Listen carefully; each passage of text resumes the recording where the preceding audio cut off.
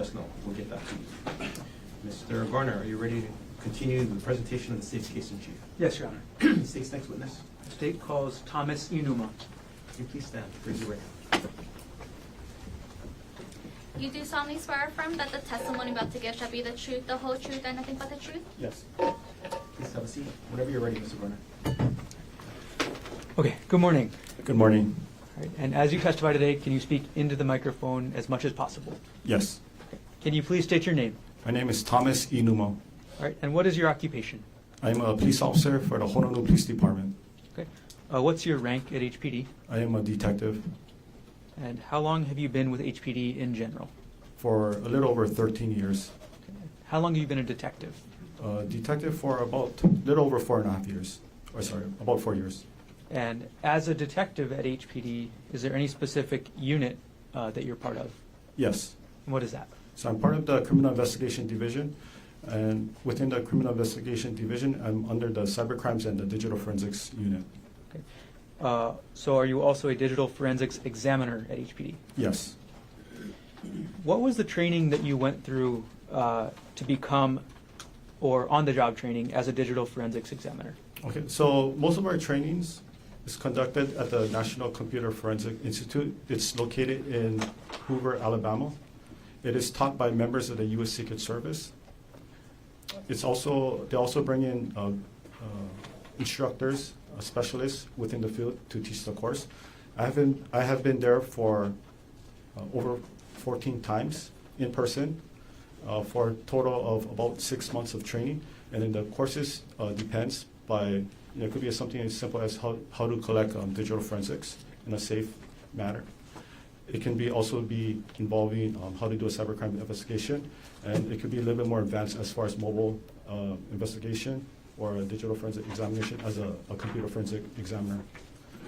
And I have also taken additional courses with our local, state, and federal partners. You said about 6 months of training over 14 different trips to Alabama? Yes, and then I also took online courses with the NCFI as well. And NCFI, again, is the National Computer Forensics Institute? Yes. Got it. Are you a member of any professional organizations related to digital computer forensics? Yes. Okay. And what organizations? So I am part of the Hawaii Cyber Fraud Task Force. It is hosted by the U.S. Secret Service. I am also a member of the Island Digital Forensic Working Group, which is hosted by the Honolulu FBI office. I am also a task force officer for the U.S. Secret Service, and I am in the process of becoming a FBI task force for state-related cases involving digital forensics. Do you have any certifications in digital forensics? Yes. Okay. Do you have any certifications in something called Celebrate? Yes. Okay, and what is Celebrate? So Celebrate is a software we use to extract data from a cell phone device. And we can also use that to analyze the data extracted from a cell phone device. Are you trained in a program called Gray Key? Yes. Okay. Can you describe your training in Gray Key? So Gray Key is a hardware and software-based equipment used to extract data from a cell phone. So the training I had was basically on-the-job training from my previous supervisor, and we also had instructors from Magnet coming in and teaching us how to use it. You mentioned Magnet. Is that a company? Yes. Okay. And do you have any certifications from Magnet? Yes. It's a Magnet certified digital forensic examiner. Okay. What is a Magnet certified digital forensic examiner? So it's basically the software. So Magnet is the parent company. So the software, one of the software they have is called Axiom software, and that's a certification that I took and I completed and I passed the test. So you're certified in Magnet Axiom software? Yes. Okay. Was that certification at the NCFI or was that local? So that was the certification I took in NCFI. It was a 5-week course. It was taught. There was a 1-week period where it was taught by a Magnet certified instructor, and I completed the examination at NCFI.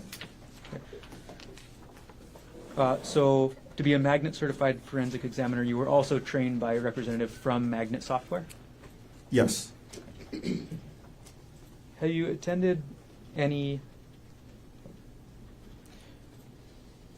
Right. Have you ever performed on the job any cell phone extractions? Yes. Approximately how many cell phone examinations have you performed? Over 600 cell phones.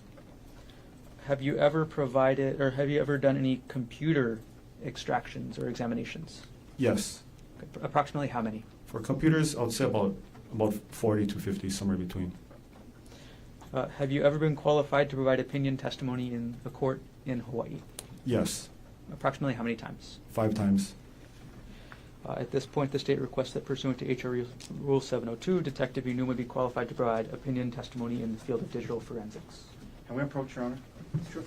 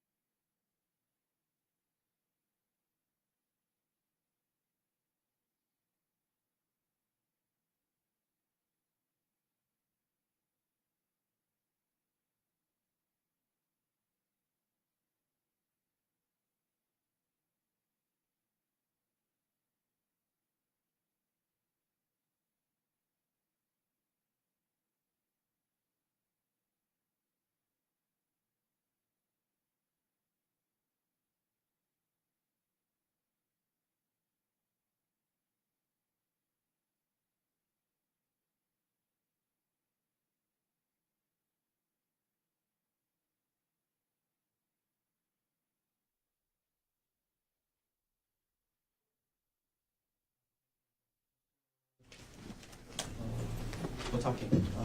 Any? Nothing further. Okay. Thank you.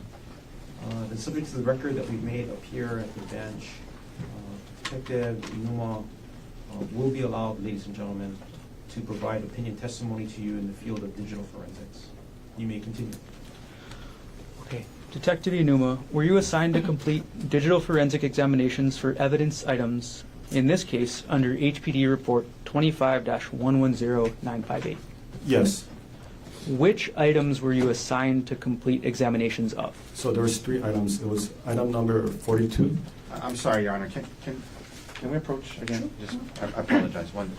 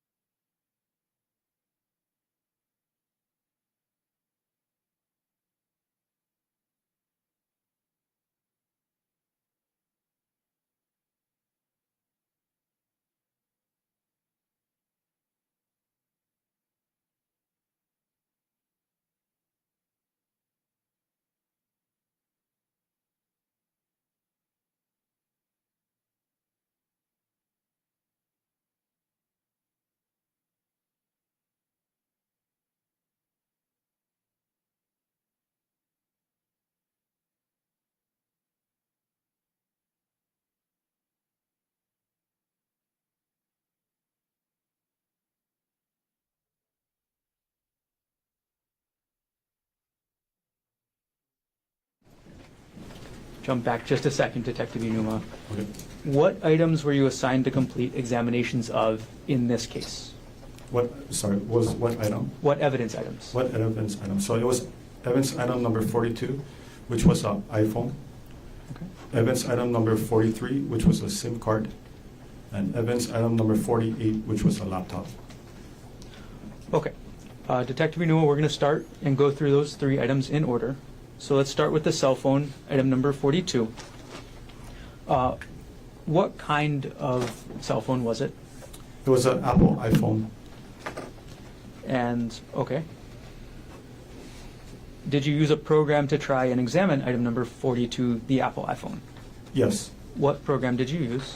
It was the one called Gray Key. When you received it, I'm sorry, and then did you receive the iPhone from the evidence room or from the detective? For this one, the item number 42 and 43, I received it from Detective Tracy Spacek. Spacek? Sorry. Okay. When you received it, was the iPhone turned on or turned off? It was turned off. And I'm sorry, you said the program used was Gray Key, is that correct? Yes, Gray Key. Were you able to access all of the data on the iPhone using Gray Key? No, Okay. Why not? because the phone was off, and when the phone is off, we call it that the phone is in a state of BFU, which is before first unlock. When the phone is in a BFU state, that means that the data within the phone is all encrypted, so we can't pull all the data out. When the person enters, Sorry, I'm going to stop you there. So were you able to access any data from the iPhone? yes, Okay. What kind of data were you able to access? I was able to get the make, the model, the name, the Apple or the email address that is associated to the phone. Also got the telephone number and then the software. And then the IMEI, the serial number. With that limited information that you had, were you able to determine who the owner of the iPhone was? Yes, Who was that? it was Gerhardt Konig. Were you able to find any associated email accounts with that iPhone, which was item number 42? Yes. Okay. Which email accounts? So there were 6 email address that was associated with that phone. There was 2 particular that I know offhand. The first one is Konig, so it's spelled GKONIG @gmx.com. And then the second one that was associated with that phone was G Konig, same spelling, @proinbox.com. Okay. Were you able to access things like call history, message history, photos, internet searches? No, And once you got to that point where you couldn't access anything else, did you continue examining the iPhone? not the iPhone itself. All right, Detective Hinuma, let's move on to item number 43. And that was a SIM card you mentioned, right? Yes. Okay, first off, what is a SIM card? So a SIM card is basically stands for subscriber identity module. So it's the chip that's inserted inside the cell phone, which will allow you to connect to the mobile network, such as T-Mobile, AT&T, Verizon. And how does a SIM card work in an iPhone like the one that you examined? So this one was an iPhone 13 Pro. So iPhone 13 Pro is the last model from Apple that has a physical SIM card slot. Anything newer from iPhone 14 and newer doesn't have a SIM card slot. It's all electronic SIM card. So for this one in particular, it was an iPhone 13 Pro. So there's a SIM card slot, and there's an ejection port within the phone. Okay. I'm going to put on the screen next to you, Detective Hinuma, State's Exhibit number 85, which is already into evidence. Okay. Could you take that wooden pointer that's against the back wall behind you, and could you point out to us what the 2 items in this photograph are? Yes. So this item over here on the left, this is the SIM card slot.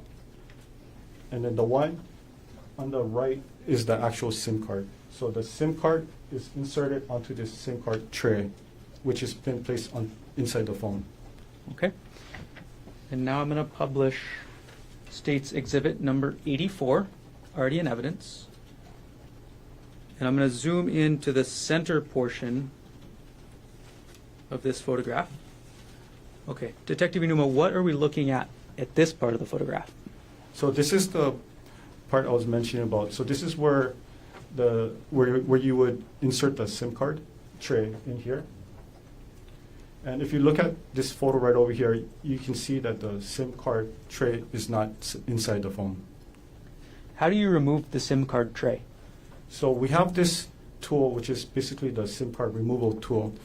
And it's about 1/2 inch long, and then the tip is very small, size of like a pinhole. And we insert it inside this hole right over here.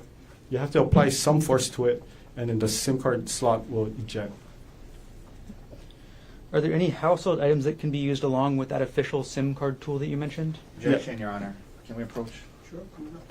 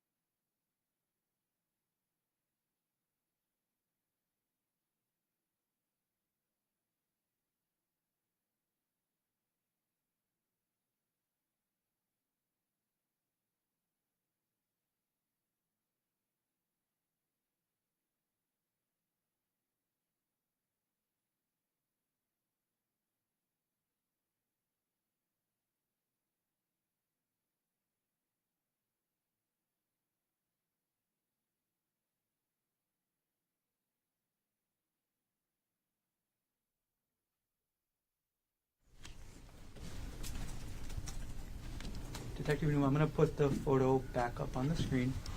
And we're still zoomed in, and this is still State's Exhibit 84.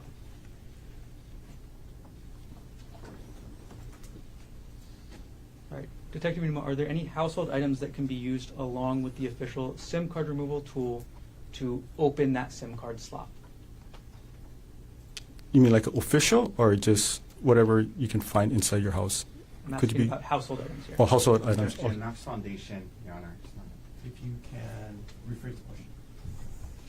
Okay, Detective Hinuma, you already told us about the official SIM card tool, right? Yes, And you described it for us, right? yes. Okay. Are there any other items that can be used to do the same job that are not the official tool? Yes. Okay.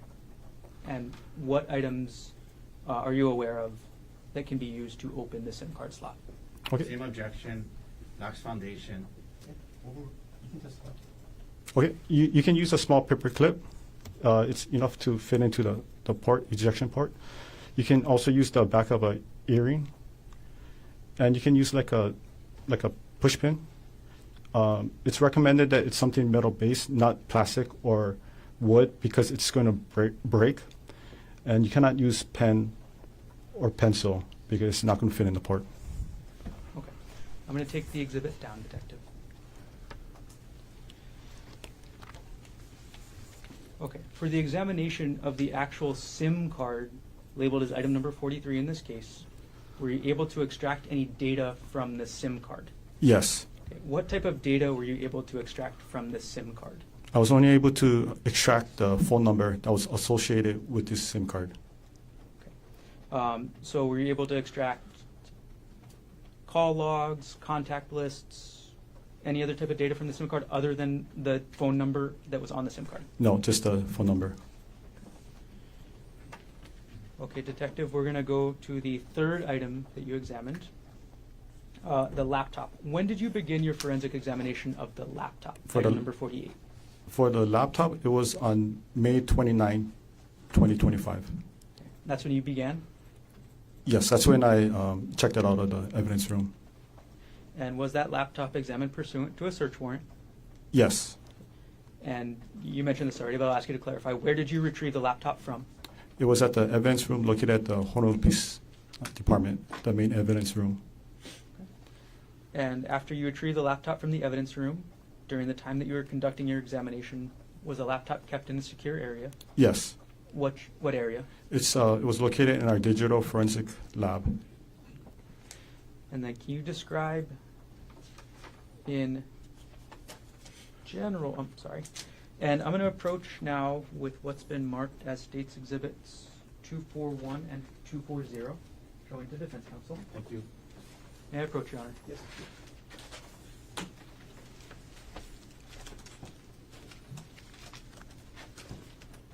Okay, Detective Hinuma, I've handed you what's been marked as States Exhibit 240 and 241. Could you take a look at those, and when you're done, look up? Okay.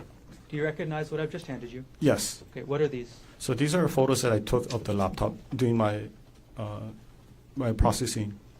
Okay, and this is the laptop, item number 48 under this case? Yes. Do these photos fairly and accurately depict the laptop as you observed it during your examination in this case? Yes. At this point, the state moves 240 and 241 into evidence. Mr. Otake, No objection, Your Honor. what is remarked for identification as States Exhibits 240 and 241 is received as evidence?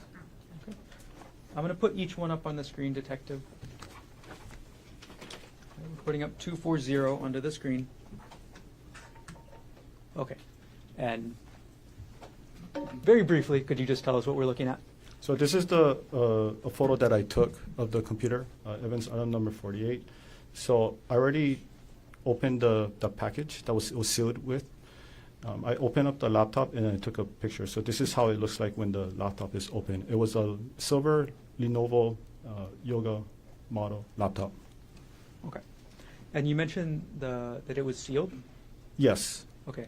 What was it sealed in? it was sealed in a brown paper bag, and it had a evidence tape. Looked like it was from a Maui PD. Okay. All right, I'm going to publish now States Exhibit 241.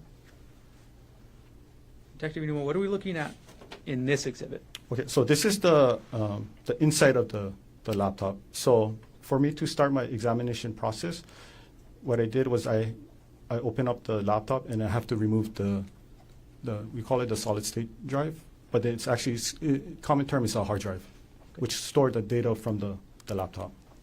Could you show us where the solid state drive is on this photograph? Yes. Right over here. Okay. Looks like you are referencing the right side of the photograph. I'll zoom in on that side. Is this the solid state drive? Yes. Okay. All right, I'm going to take the exhibit down.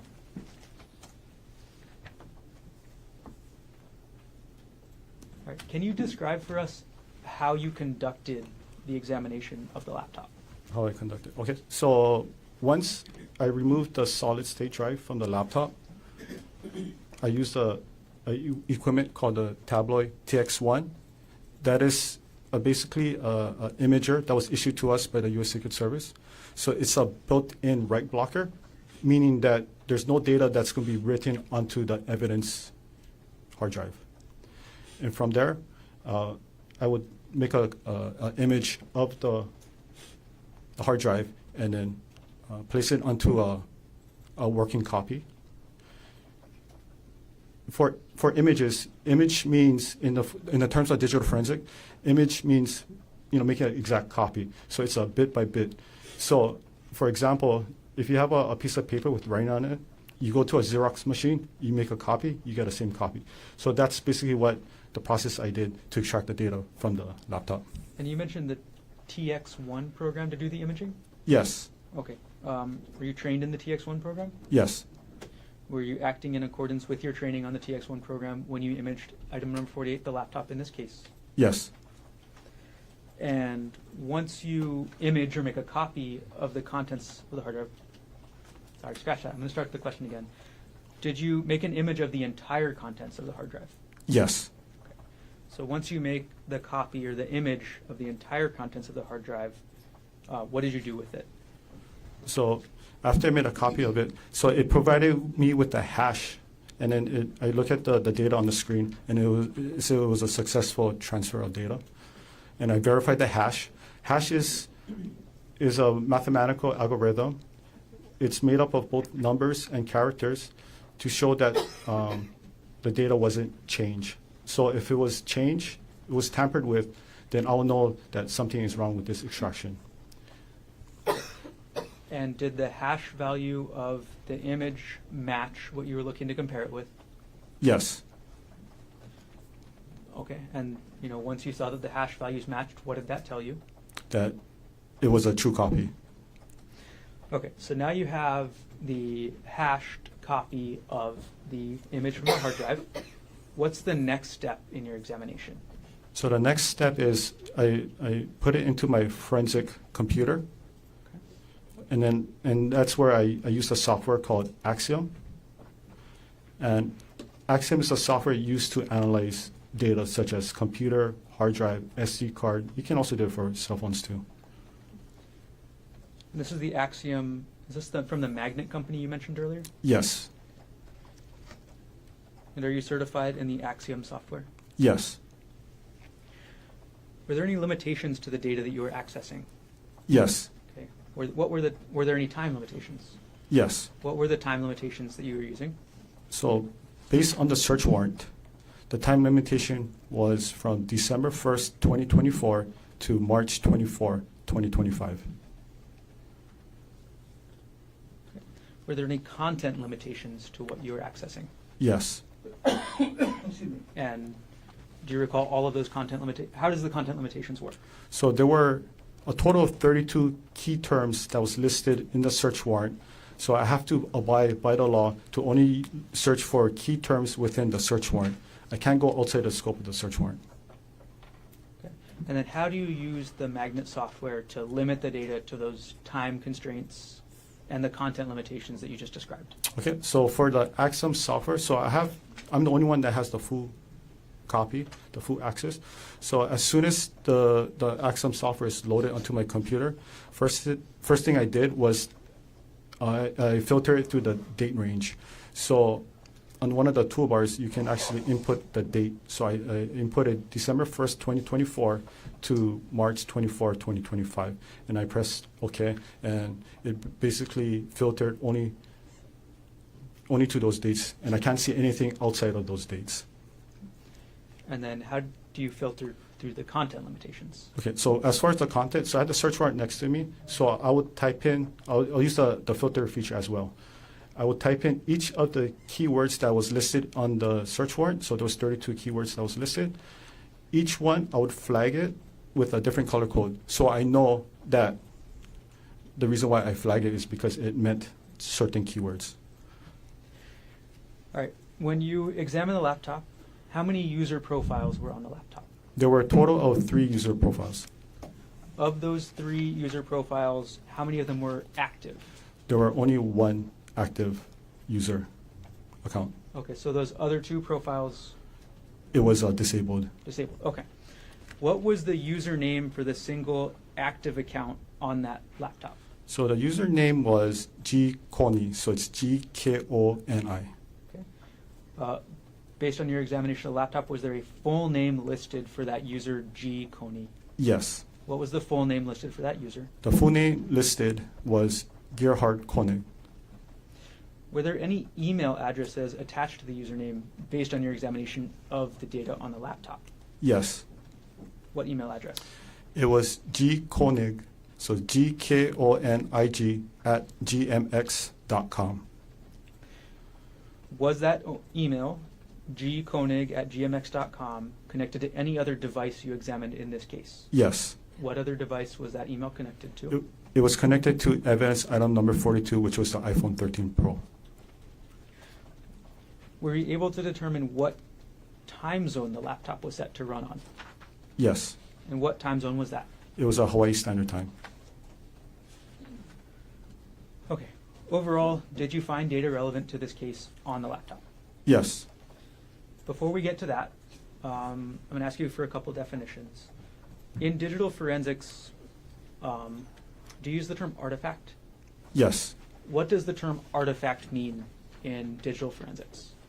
Okay. So artifact means it's data that is stored on a digital device that is created by the user or the system itself. So for example, if you type something on the internet, for example, like Google on the search bar, if you put in a search term, without your knowledge, it's going to be recorded on the hard drive of the system. And it's going to be in the database where afterwards, using the forensic software, we can see what was entered. And okay. Which operating system was the laptop using? It was using Windows 10 Home. Are you familiar with the Windows 10 Home operating system? Yes. Does the Windows 10 Home operating system retain records of user computer activity? Yes. And are those records, is each record an individual artifact? Yes. And how does the Axiom magnet software display artifacts? Okay, so from the software, so it's an interface where you can see it's user-friendly. So it basically translates, the computer data. Computer data is presented by, we call it binary, right, 0 and 1. But it makes it, it translates all those coding into user-friendly so we can read it. Any investigators can read it. Does the Axiom magnet software add any data? No. So it's just visualizing the data that's already contained on that image of the hard drive. Yes. For each artifact that you find on the hard drive, is it possible to go back to the original drive and verify that information? Yes. And could you tell us how somebody would do that? So in this case, if I have the password for the computer. Sorry, scratch that and I'll actually strike that answer. Yes. Okay, sorry about that, Detective. Bad question. Okay.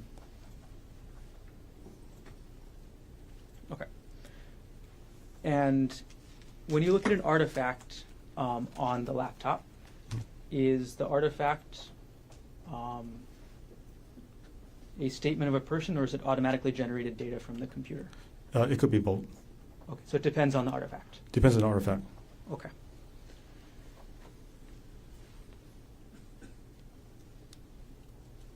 Okay, we're going to start going through the artifacts now, Detective. So I'm going to hand you what's been marked as State's Exhibit 105, already shown to defense. May I approach? Yes.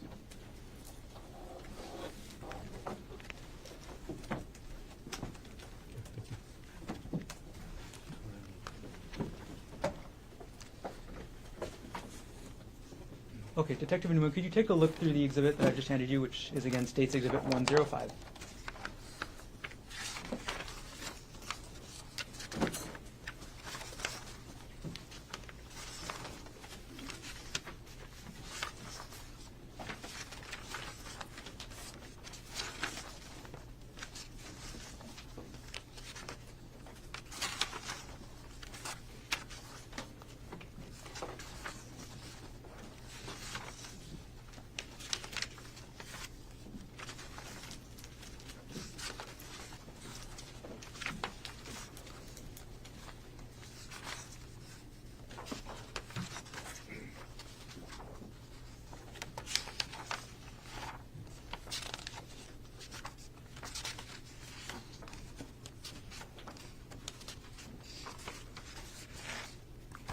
Okay, have you reviewed the exhibit?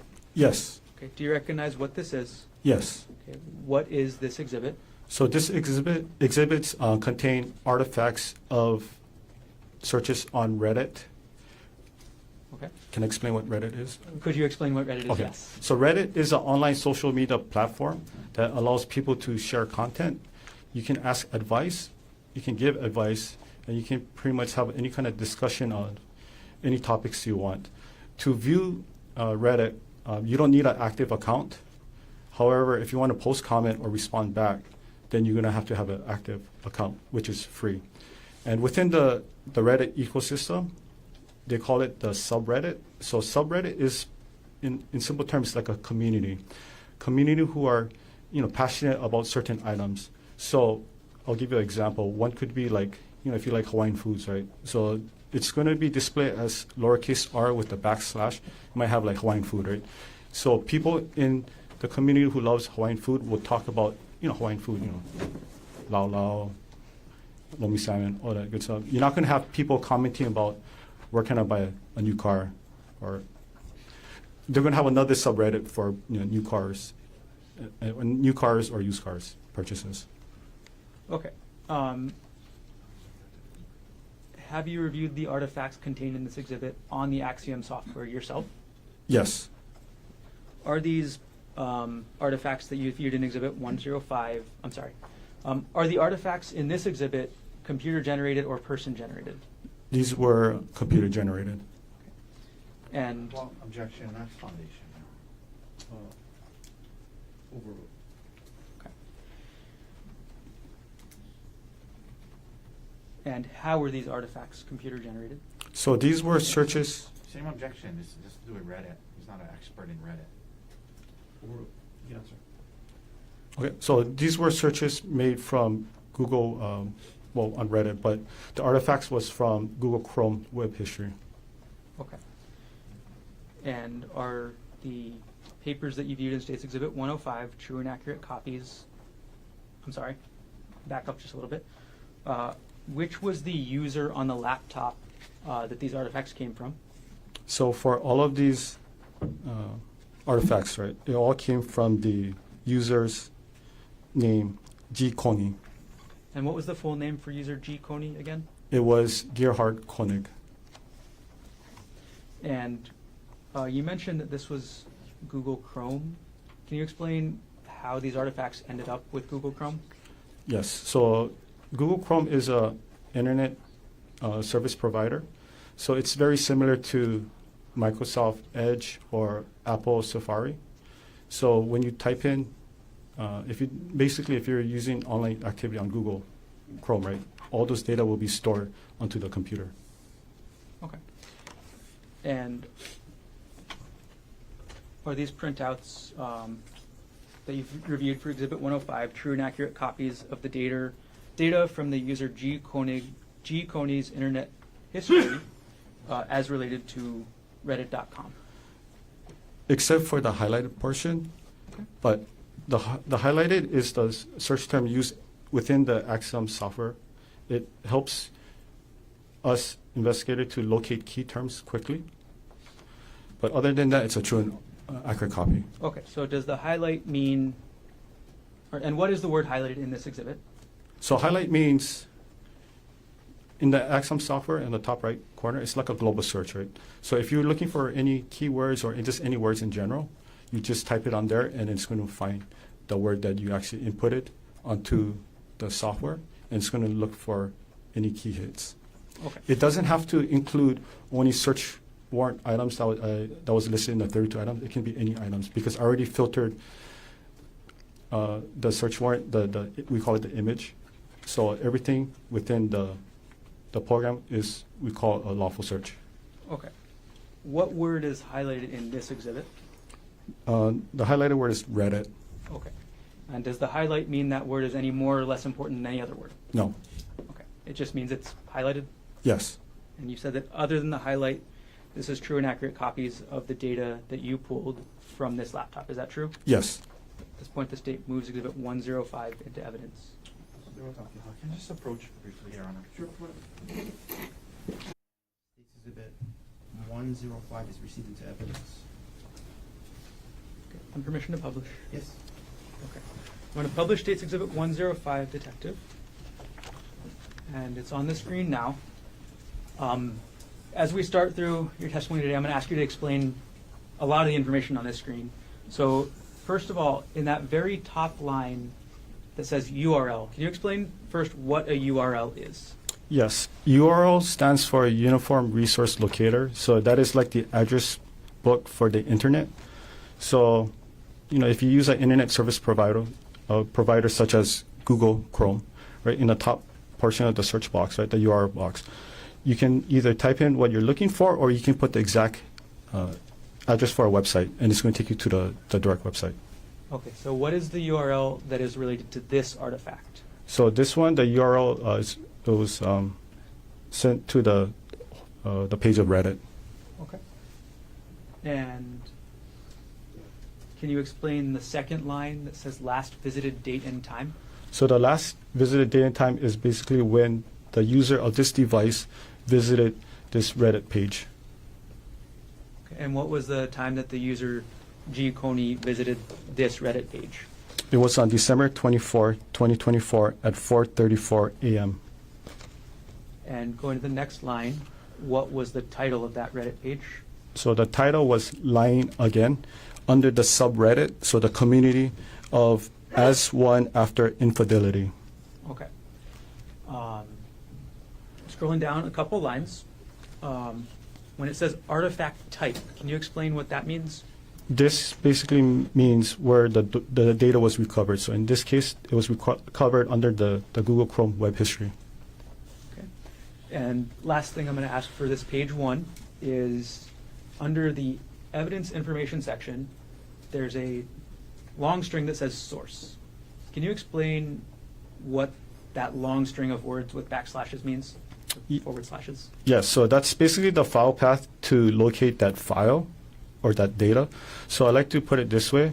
So it's like a street address for a file. So if I'm trying to explain, I'll give an example, where I work, I'll be the main, the folder, right? It'll be Detective Hinuma, and then my workplace is going to be 801 South Baratena Street. So when I give somebody the instruction, each instruction that I provide will be like a subfolder. So if you're coming from the west side, I'll give the direction of you drive H1 east, you take the canal off. That's one instruction, which is a subfolder. Then you turn right on Ward Avenue, which is the second subfolder. Then you turn right on Baratena Street, which is the third subfolder. And when you reach to the 801 South Baratena, it's going to be on the left-hand side. So that's going to be the destination, the file. I know in Hawaii we don't use street names, we use landmarks like, past the coconut tree, it's on the pink house, turn right, and then my house is going to be on with the red car, right? But that's the same principle. So if you give anybody that instruction, it allows you to locate that item or that file quickly and efficient as possible. So if you follow this instructions in this source, what do you find? So if you look at the source, I'll use the pointer. And I'll actually zoom in on that one area of the photograph as well. Okay. So right here, if you look at this is the 927 gigabyte. Just to give you context, that's how much data was recovered from the overall extraction. It was a 1 terabyte drive. The user is basically the user of this laptop. So it was assigned to a user named G. Konig. And it as you follow it down, that's the path it used to locate this data, which is under the Google Chrome, the user data, the default, and the history. Got it. Okay, thank you for explaining. Okay, Detective Hinuma, I'm going to go on to page 2 of State's Exhibit 105. Okay, we're now looking at page 2 of State's 105. Can you explain what the last, and before we get any further, just to clarify, you already mentioned this maybe, all of the artifacts in this exhibit are the same type of artifact? Yes, it's all from the Google Chrome web history. Okay. So when was the last visited date and time for page 2?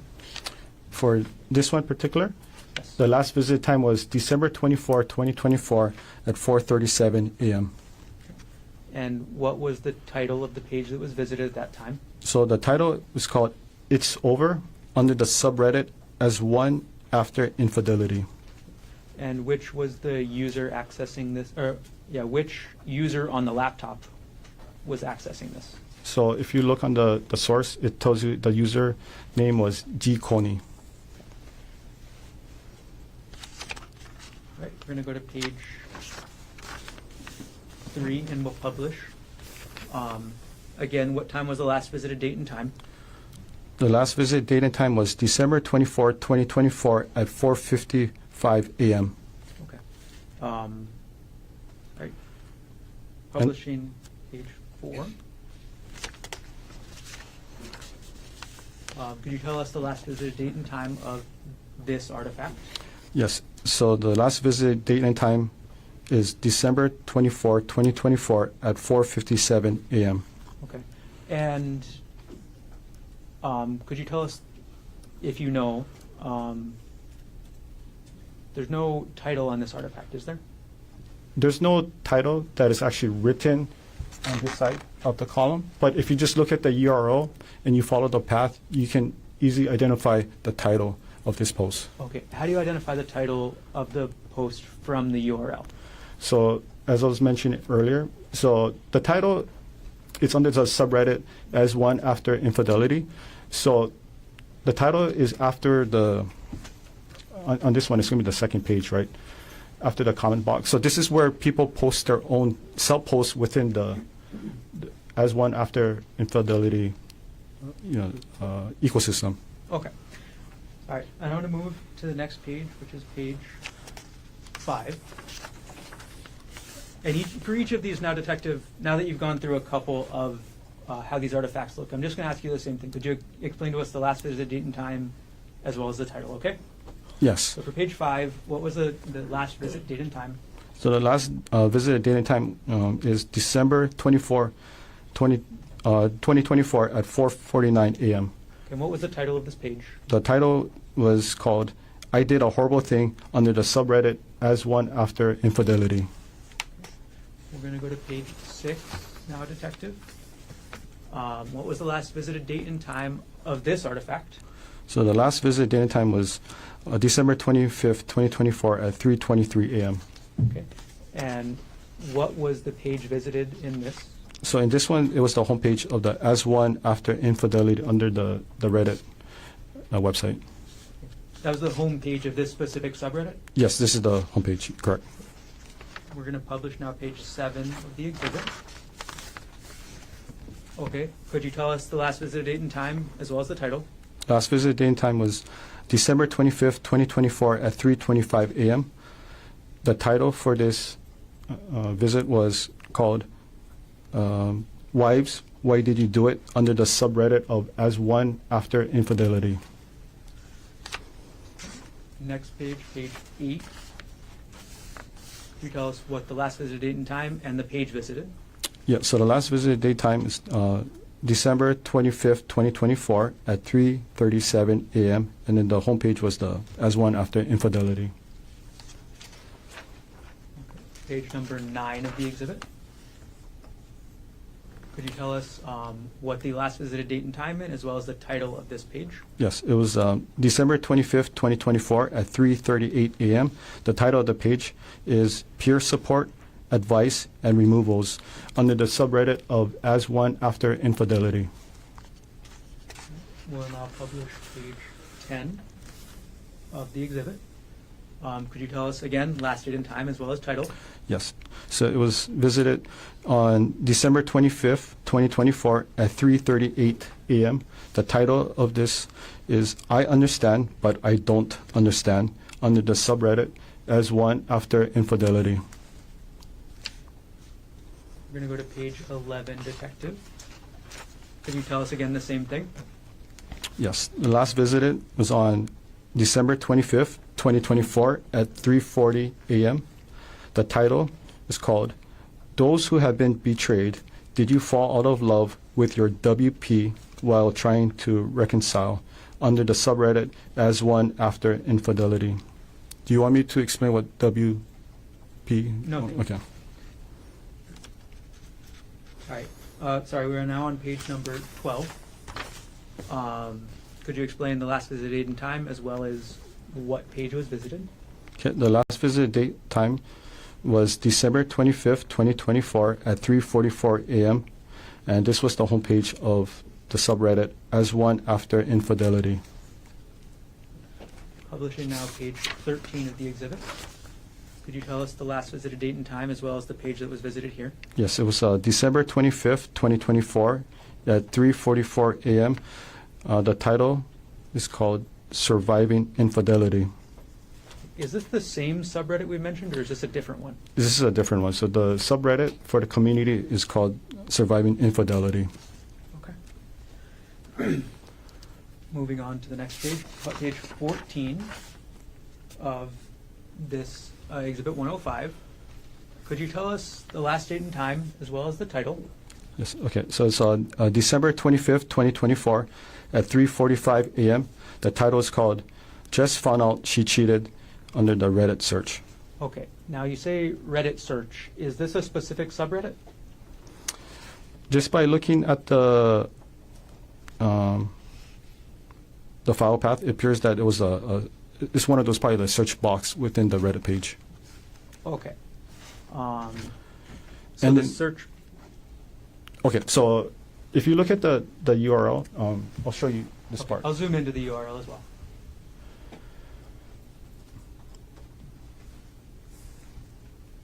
Okay. Could you explain for us how the search affects any of this? Yes. So for this part, if you look at the word or the letter Q, Q stands for query. So that's usually what the person put inside a search bar. Doesn't mean that they actually inputted the entire sentence. For in this case, right, it says just found out she cheated. It's like, when you use Google, when you start typing in certain words, you have a drop box that tries to predict what you're trying to type. So that's basically what it is. So I don't know if the user of this device actually wrote the entire sentence or just put just and then you got one of those drop box. Got it. Okay, thank you for clarifying. I'm going to take the zoom in down and move on to page number 15 of the exhibit. Okay, Detective Hinuma, could you tell us the last visited date and time as well as the title of this post? Okay. So it was last visited on December 25th, 2024 at 3:45 a.m. The title is My parenthesis 35M parenthesis wife parenthesis 32F parenthesis cheated on me 2 years ago and I forgave her after she signed a postnum. But now I found out she didn't give me the full story and am strongly considering divorce again with the benefit of the prenup. How can I learn to trust her again? And this is under the subreddit relationship advice. Got it. So this is the same two subreddits we've already mentioned or a different one? So this is a new subreddit, a different community. Okay.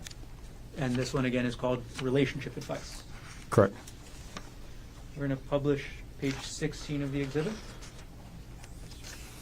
Okay. Could you tell us the last visited date and time as well as what page was visited? Yes, so it was on December 25th, 2024 at 2:15 p.m. and it was visited the homepage of As One After Infidelity.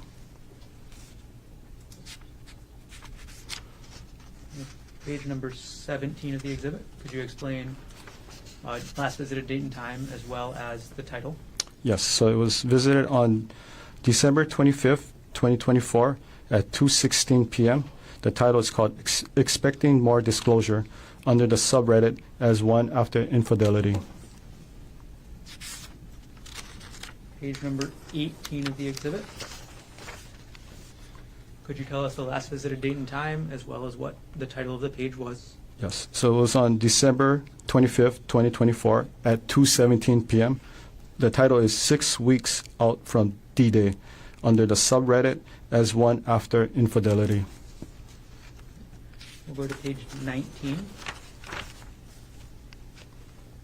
Could you tell us again last visited date and time as well as what page was visited? Yes, so it was on December 25th, 2024 at 2:18 p.m. and this was the homepage of As One After Infidelity. Okay. We're now on page 20. Almost there. of this exhibit. Could you explain to us, same thing as always, last visited date and time, as well as title? Yes, so it was December 25th, 2024 at 2:19 p.m. and the title is Can't Have Physical Relationship with WP Anymore, under the subreddit as one after infidelity. Page number 21 of the exhibit. Could you tell us what the last visited date and time is, as well as explain what the URL means? Yes. So the last visit date and time was on December 25th, 2024 at 2:22 p.m. And based on the URL, so it was under the subreddit as one after infidelity, and the user of this device searched for the term DARVO, D-A-R-V-O. Okay. Detective Hinuma, do you know yourself, have personal knowledge of what the term DARVO means? Prior to this, Objection, Lux Foundation. It's asked the Lane Foundation. Go ahead and answer the question. So do you have personal knowledge of what the term DARVO means? no. Okay. When you say prior to this, do you have personal knowledge today of what that term means? Yes. Okay. Same objection, Your Honor. How did you acquire that knowledge? So I used the Reddit. I visited the Reddit page and I basically type in DARVO. And also use Google search to just cross-reference it to make sure that it's similar Okay. definition. And based on your research, and sorry, was it the same Reddit page as this, as one after infidelity? Yes. Were you able then to determine what the term DARVO means? Yes. Okay. Detective Hinuma, could you explain to us what the term DARVO means? Give it just a moment. Okay. Could you explain to us? Say, but that's fine. Whatever. Could you explain to us what the term DARVO means? So the DARVO, so it's an acronym. So the D stands for deny, A stands for attack, R stands for reverse, victim, and offender. Thank you for explaining. We're going to move to page number 22. Okay. Now we have page 22 of State's Exhibit 105. Could you explain to us, again, last visited date and time, as well as the title of the page? Yes, so it was visited on December 25th, 2024 at 2:22 p.m. And the title is Dealing with Intense Limerence / Affair Fog and DARVO from My Wife. I found AP's wife's detail under the subreddit as one after infidelity. Okay, and the visited date was December 25th at 2:22 p.m.? Yes, 2:22 p.m., correct. Looking now at page 23 of this exhibit. Could you explain to us the last visited date and time, as well as the title? Yes, it was visited on December 25th, 2024 at 2:24 p.m. The title is called I'm Freaking Out a Little.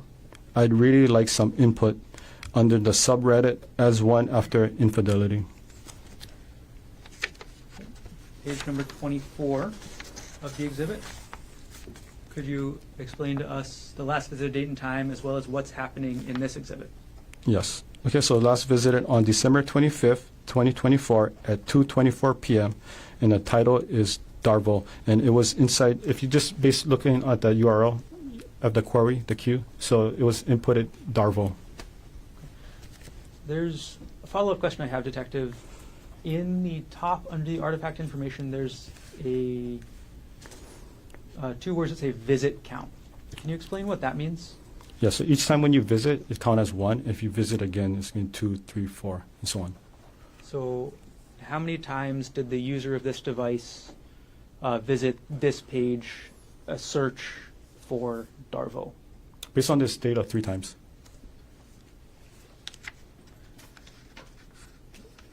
Moving on to page number 25, could you tell us the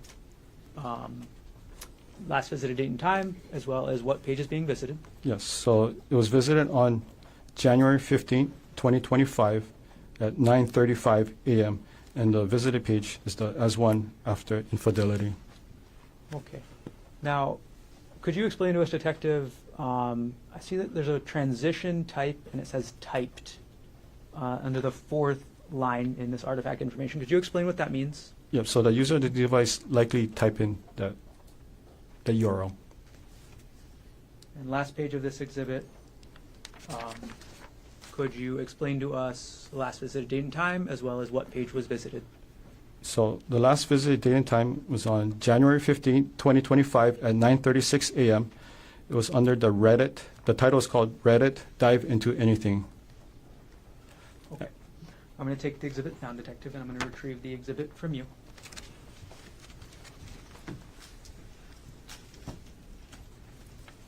I'll hand the exhibit to the clerk.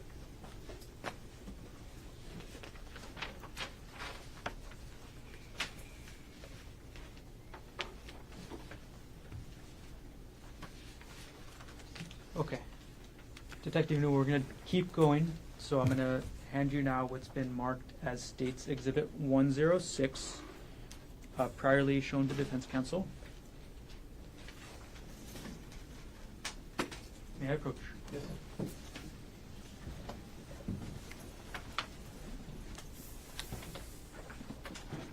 Okay, Detective Hinuma, I've handed you what's been marked as State's 106. Could you take a look through real quick and look up when you're done?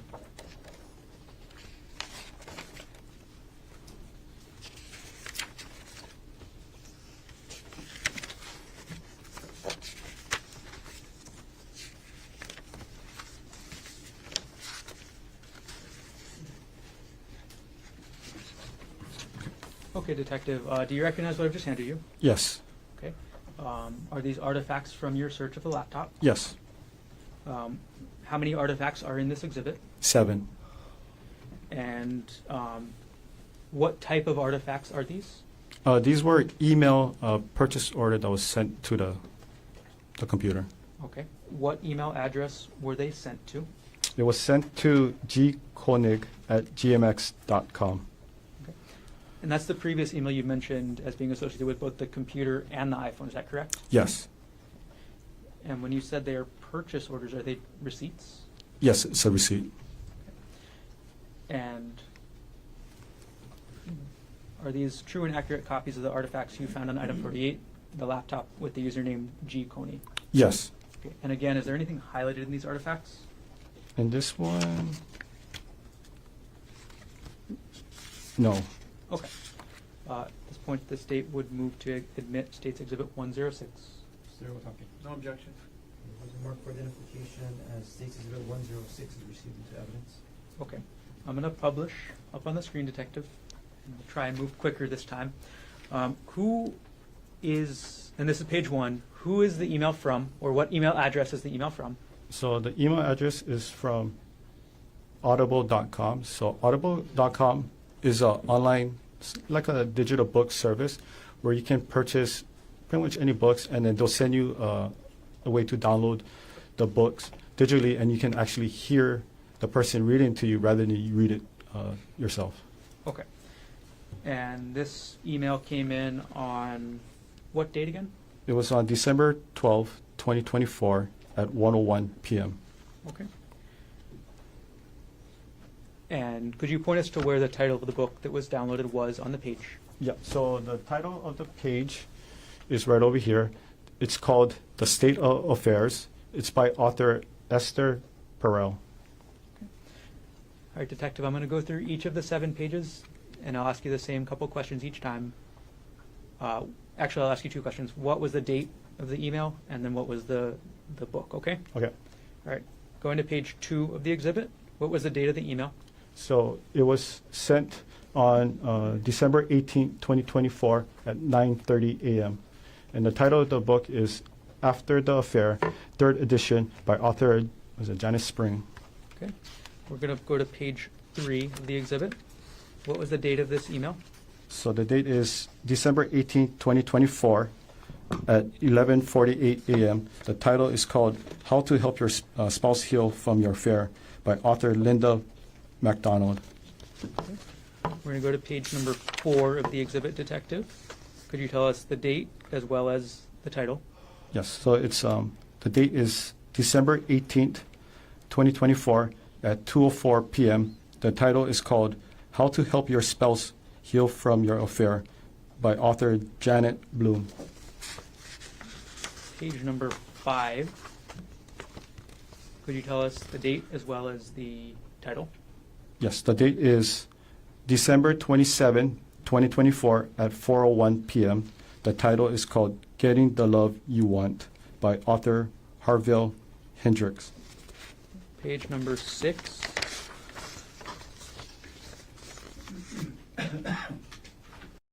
Could you explain the date as well as the title? Yes, so the date is January 7, 2025 at 4:32 a.m. And the title is called Not Just Friends by author Shirley Glass. Okay. And page number 7. Could you explain the date as well as the title? Yes, the date is February 14th, 2025 at 12:22 p.m. The title is called The Let Them Theory by author Mel Robbins. Okay. I'm going to take the exhibit down, and Detective, I'm going to retrieve the exhibit from you.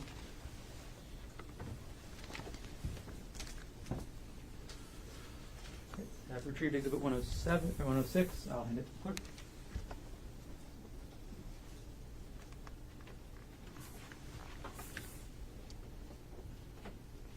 Okay. Detective Hinuma, I'm going to approach her now with State Exhibit 107, previously shown to defense counsel.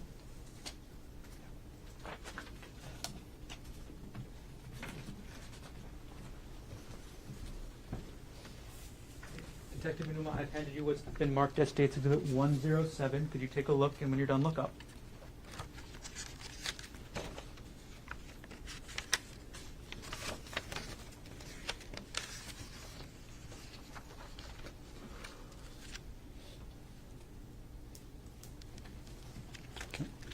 Okay, could you, do you recognize what I just handed you? Yes. Okay, what is this? So this is part of the email file that was sent to the computer. Okay, and which email address was this sent to? It was sent to gkonig@gmx.com. Okay, and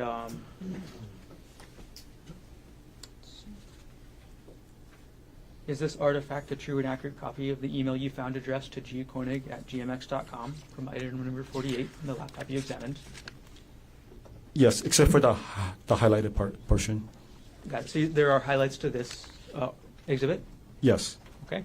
And as you explained earlier, do the highlights mean anything? No. Do they mean that the highlighted word is more important or less important? No. Okay. All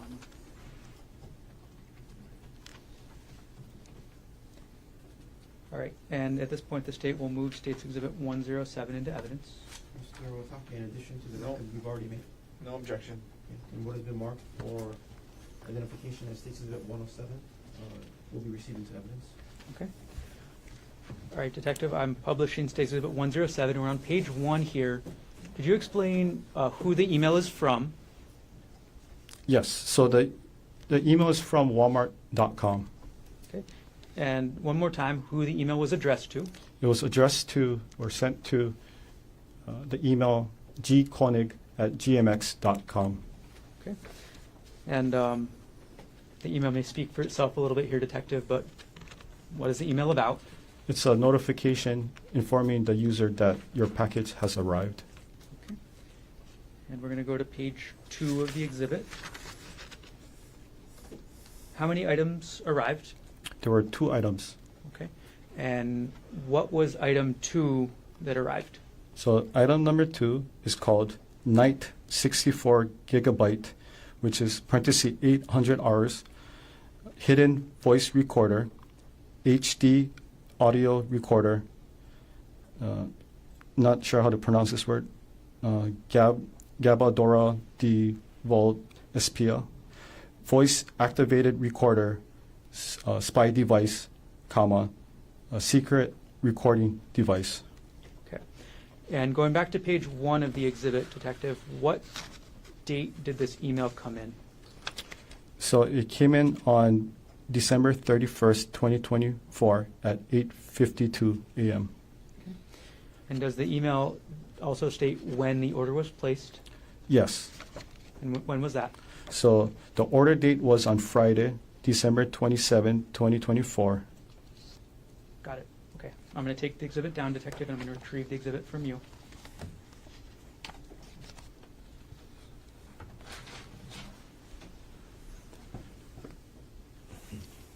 And I'll hand State's Exhibit 107 to the clerk. We've been going long, but I think we'll just continue a little bit. We'll take one recess this morning. No problem. Thanks for checking. Okay, Detective Hinuma, we're going to do 2 for 1 right now. I'm going to approach with what's been marked as State's Exhibit 108 and 109, previously shown to Defense Counsel.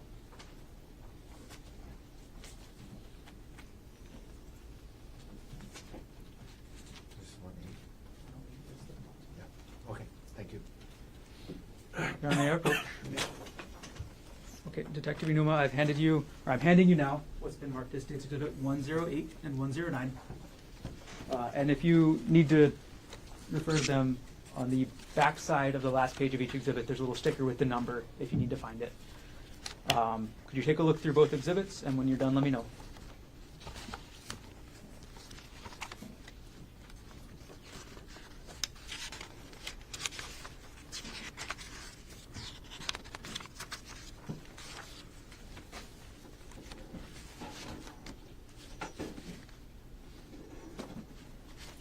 Okay. Okay, let's start with Exhibit 108. Detective, do you recognize what that is? Yes. Okay. What is that artifact? So it's an email. Okay. Who was the email from?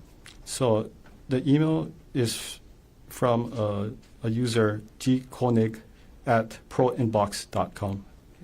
Is that one of the emails you mentioned earlier? Yes, it was one of the email that was associated with the iPhone 13 Pro, evidence item number 42. Okay. And who was the email addressed to? It was addressed to a person by the email, just by looking at the name, Andrea Miller at, I think it's like KYNDRYL.com. Okay. And this exhibit states Exhibit 108. Is that a true and accurate copy of the artifact that you observed during your examination of item number 48, the laptop in this case? Yes. At this point, the state moves Exhibit 108 into evidence. Mr. Otake. No objection, Your Honor.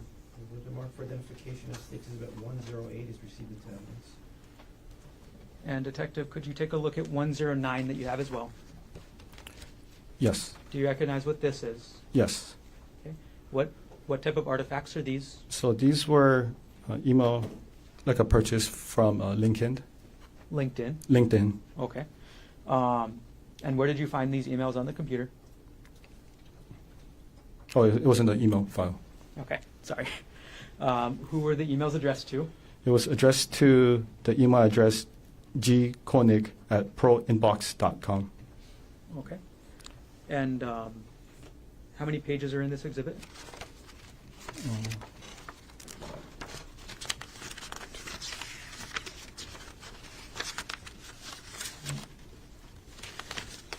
Six. Okay. And does this exhibit fairly, or is it a true and accurate copy of the emails addressed to gkonig at proinbox.com regarding LinkedIn? Minus the highlight, yes. Okay. And again, there are portions of Exhibit 109 that have highlights? Yes. And I'll ask you this every time. Do the highlights mean anything with regards to the information in the exhibit? No. Okay. And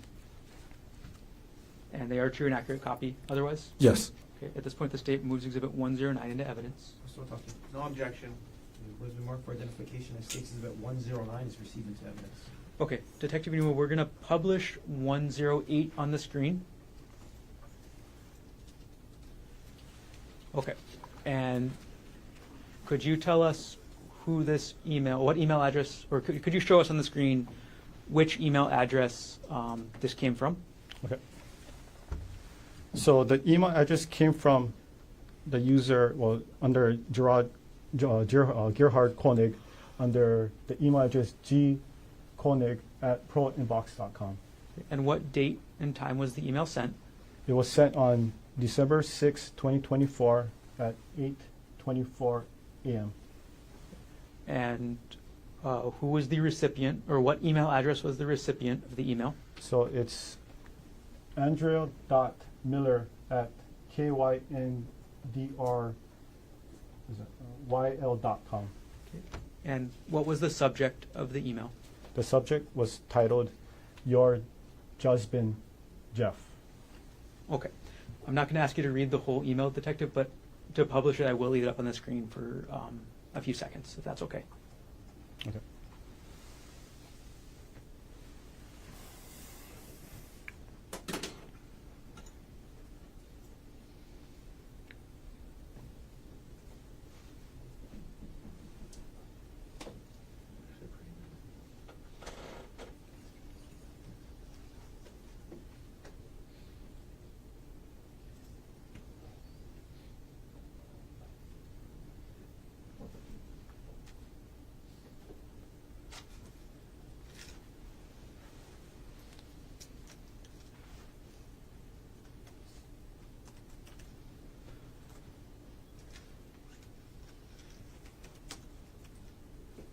I'll leave the exhibit up for just another couple of seconds, and then I'll take it down.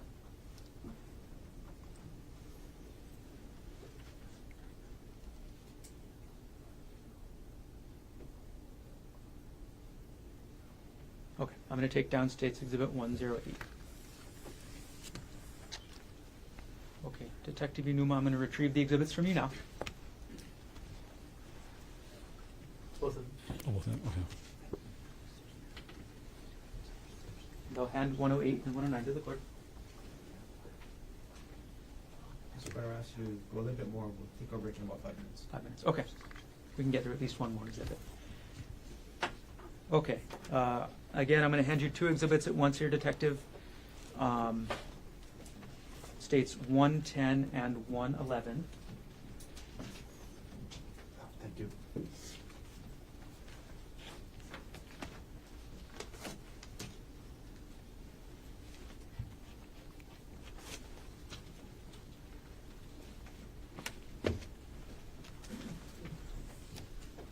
Okay, Detective.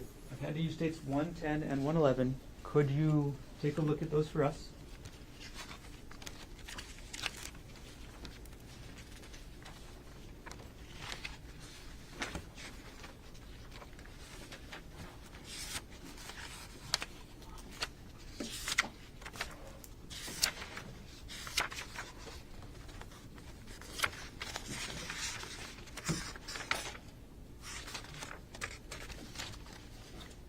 Okay. Okay.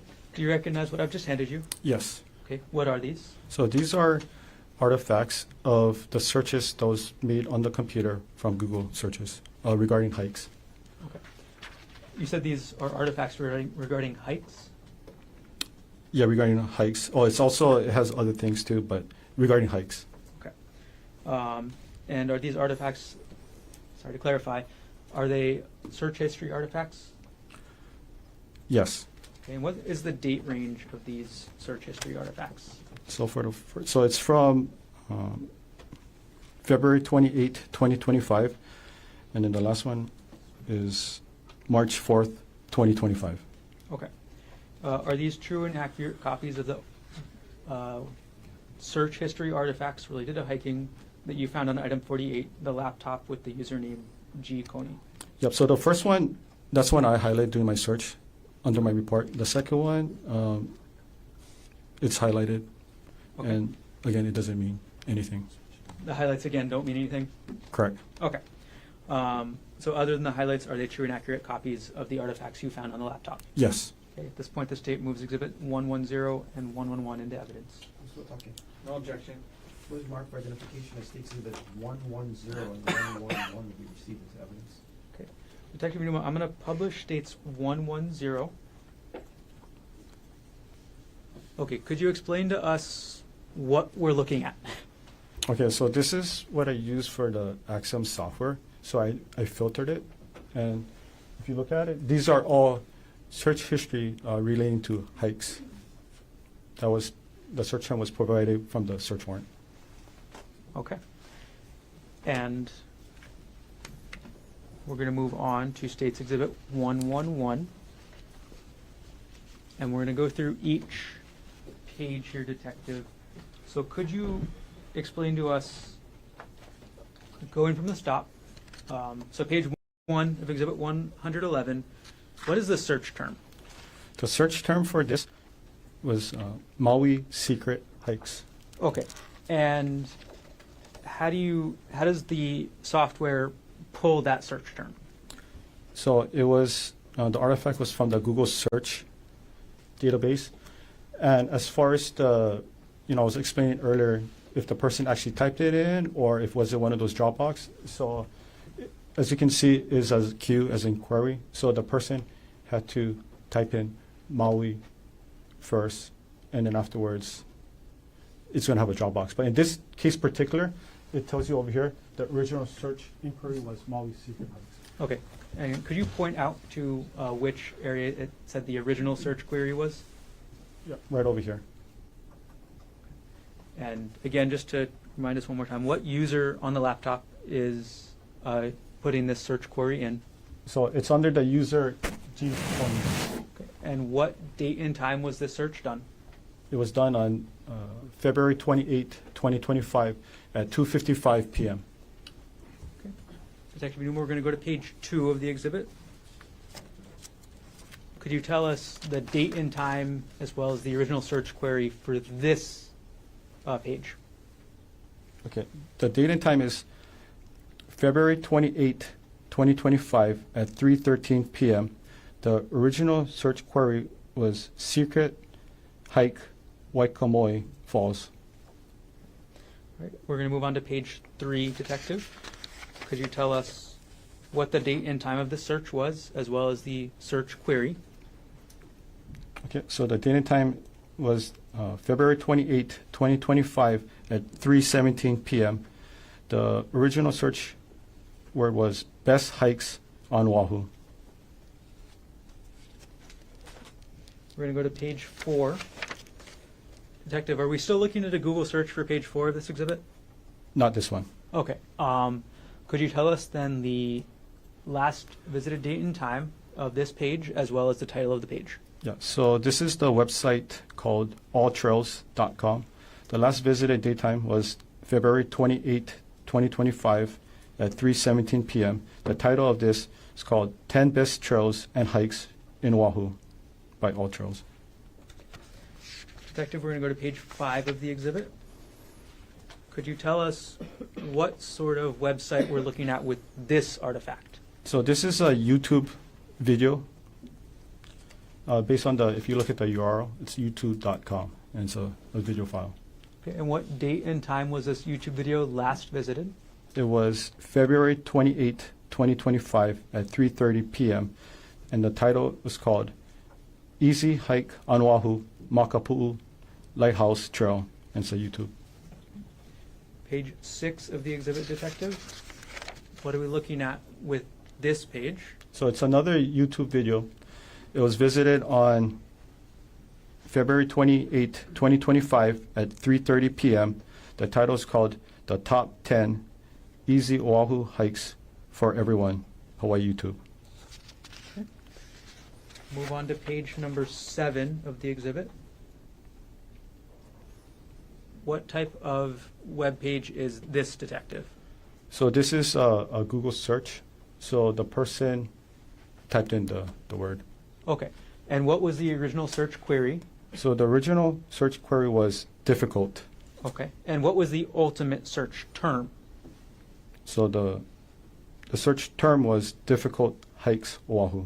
Okay. How do you get from that original search query, difficult, to the search term, difficult hikes Oahu?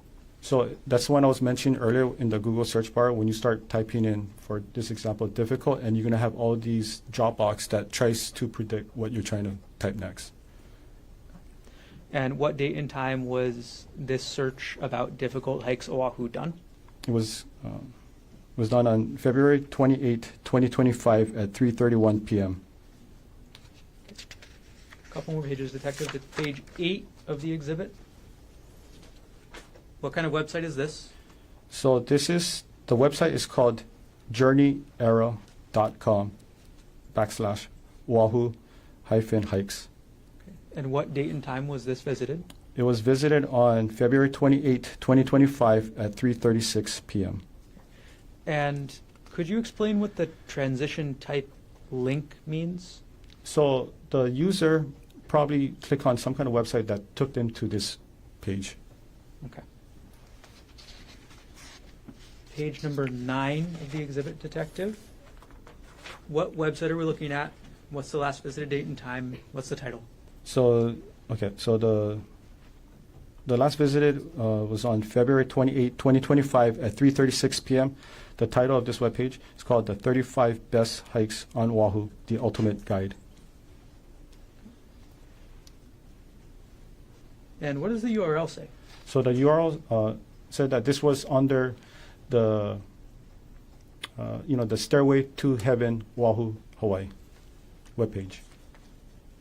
All right, and last page of the exhibit, Detective. What is the website we're looking at? And what is the title and what is the last visit date and time? Okay, so it was last visited on March 3rd, 2025 at 7:19 a.m. The title of this page is called Palipuka Hike on Oahu, Hawaii, The Hiker's Guide. Okay. All right, I'll take the exhibit down, Detective, and I'll retrieve the exhibits. Good thoughts here, Mr. Werner? Yes. Okay, ladies and gentlemen of the jury, thanks for hanging in there. It's a long morning session. We'll take our morning recess. We'll come back. Ladies and gentlemen, thank you for your patience. Mr. Garner, you may continue on with your direct examination. Thank you. Okay, Detective, first thing I'm going to do is I'm going to retrieve the exhibits that are left up on the stand from before the recess. I can take the photos. I'll hand them to the clerk.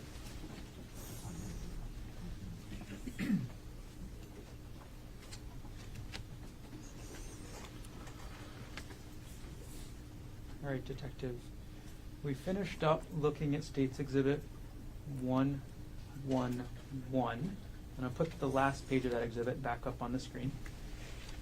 So the last website you mentioned was the Palipuka hike at journeyera.com. Is that correct?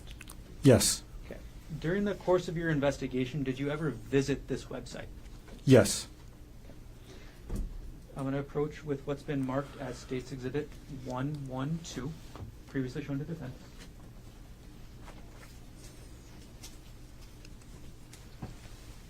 Could you take a look at States Exhibit 112? And as you do that, I'll take 111 off the screen.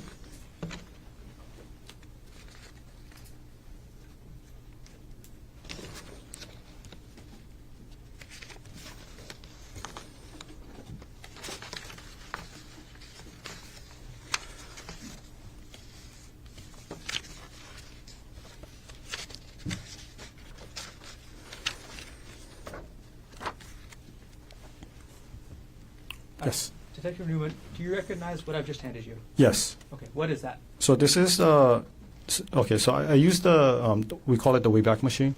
So Wayback Machine is an online website that allows the user to go back in time to visit a certain, or it can be any website, right? And it's like an internet archive, and it creates an accurate snapshot of what that website appeared on that particular date and time in history. And this is the it's run by a nonprofit organization, and we use it in our industry. This was also brought up to us by the NCFI, the National Computer Forensic Institute, if you want to go back on the website and see what it looked like. Okay. So can you explain why you went back to look at the Wayback Machine to look at historically what this journeyera.com article about the Palipuka hike looked like? Yeah, so in this case, the user of the computer visited this webpage on March 3rd, 2025. So I wanted to see the content that was posted around that time. Okay. And how did you use the Wayback Machine to view the content as the user would have seen it on March 3rd, 2025? Okay, so I used two different dates, right? So one was occurred prior to the search, which was on January 14th, 2025, and I used another a key point was April 26th, 2025, to see if there were any changes on the website. Okay, so you said these two different dates. Are those different dates that the Wayback Machine archived that website? Yes. Okay. And did you then compare the content on those two different dates? Yes. Okay. Was there any difference between the content between the January 14th, 2025 date and the April 26th, 2025 date that that website was archived? No, they're the same. And which date then do you have up there with States Exhibit 112? So this one, it was from the January 14th, 2025. Okay, so the archived copy of this website about the Polipuka hike you have from the archive date of January 14th, 2025. Yes, correct. Okay. And is this a true and accurate copy of the archived copy of that website on that date? Yes. And you mentioned that you use the Wayback Industry or the Wayback machine in your work. Can you explain that? So anytime if we have, doing investigation and we just wanted to do further investigation what the person was possibly looking at on a particular website, this is the website we'll use to go back in time and see what the person saw. Is the Wayback machine commonly used in the field of digital forensics? Yes. Is it known to be accurate in the field of digital forensics? Yes. At this point, the state will move to admit Exhibit 112 into evidence. Mr. O'Connor. No objection. Word of the mark for identification as States Exhibit 112 is received. Okay. Detective Hinuma, I'm going to publish States Exhibit 112 onto the screen.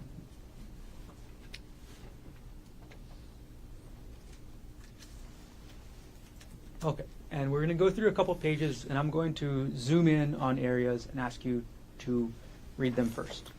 But before we start into the web page, I'm going to zoom in to the very top of the page here.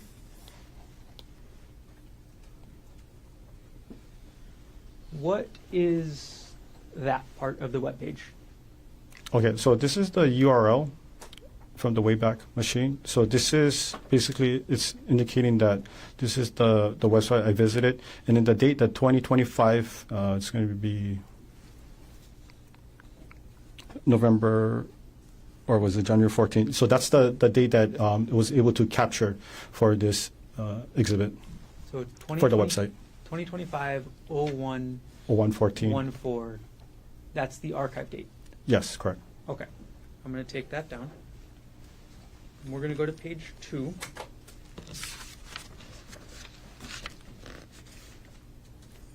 And I'm going to zoom in to the first paragraph. And we're going to look at line 2 and 3. Detective Hinuma, could you read us the sentence that starts in that middle of line 2? Yes. The Pali Lookout itself is a popular tourist spot, but 99% of visitors to the lookout don't hike. They just look out over the valley. The Pali Notches hike begins on the right-hand side of the parking lookout. Okay, thank you, Detective. I'm going to zoom into the bottom 2 lines of paragraph 2, Detective. Could you read the bottom 2 lines of paragraph 2 on this page? Yes. Okay. The hike isn't necessarily dangerous, but much of the path is on the edge of a huge drop-off. Does that make it dangerous? You decide. Okay. I'm going to remove that zoomed area. Right. We're going to move on to page 3, Detective. All right. I'm going to zoom Your in. Honor, for purposes of completeness, can we go back and zoom in on the last paragraph? I have no objection. Go ahead. All right. I'll zoom in on the last paragraph, Detective, Okay. and we will have you read that to us as well. Okay? Yes. The path is wide enough that there is no real risk if you watch your footing and play it safe. If you want to look out at the amazing view, it's best to stop walking and enjoy it while you have a steady position. Thank you, Detective. We're going to move on to the next page, page 3. Could you, I'm going to zoom in on the text that's on the bottom of the page. You could read that to us. Okay. The trail heads straight up the hill in the undergrowth and then spits you out on the edge of the cliff with a huge drop-off. You then walk along the cliff. Okay. We'll move to page 4. And could you finish the sentence you were just reading? Yes. edge, watching your step carefully. Okay. Anything else in this paragraph? Yeah, I made the whole paragraph for completeness. Thank you. Detective, I think we're just going to have you go through and read The whole thing. each paragraph for us, Okay. but I'm going to let you know that I'm zooming in so that everybody can read along with you, okay? Okay. All right. Could you finish the first paragraph on the top of page 4? Yes. From the first viewpoint, you can see Kaneohe, the Politanos, and even Chinaman's hat on a clear day. If you are classy as my friends, you might find this a great place to enjoy a drink and relax, and one of my favorite sunset hikes on Oahu. You now continue on in search of the puka. Keep following the trail, and another 5 or so minutes will bring you to the hole in the rock. This is why you did the Pali Puka hike. So hopefully a rainbow appears for you too. If you love pukas as much as we do, you gotta check out the Tom Tom Trail for another great puka. Okay. We're going to move on to page 5, Detective. I'm sorry. Okay. We have page 5 up, Detective, and I'm going to zoom in on the 2 paragraphs. Okay, so it's going to be keep climbing Palipuka for the sunset spot. If you continue on now, the path will lead into the trees. You can keep going, but it gets quite steep, and you will need to use the rope already there. It's nothing crazy in my opinion, but some may find it a bit challenging. It is important to note, if you do go past the Puka Point for sunset, it will be dark coming down, so bring a light for safety. After 10 to 15 minutes of climbing up the rocks and trees with the ropes, you might be a bit breathless, but the view will make up for it. The mountains look just freaking amazing. Here's the best part. If you are hiking at the right time of the year, the sun will creep through the gap in the mountain range and give you... I'm going to go on to page 6, Detective. Oh, I'm so sorry.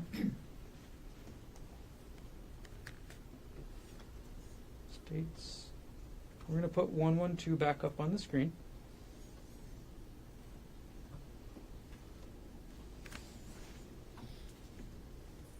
And we've got page 5 up there. So we're going to move to page 6, and we'll zoom in on the top paragraph, Detective. Could you finish up that paragraph? Yes. A great photo. I went in May for this photo. Unfortunately, I was taking a time lapse and only got this photo, but I'm sure you can get some nice sun stars and rays if you have the right settings. We saw it with our own eyes, which was more than enough as a memory of the Palipuka hike. Okay, and could you read for us what I'm zooming in on now, that last paragraph in the middle of this page? Yes. Be safe going down and take it slow, as it can be slippery and the drop looks very unforgiving.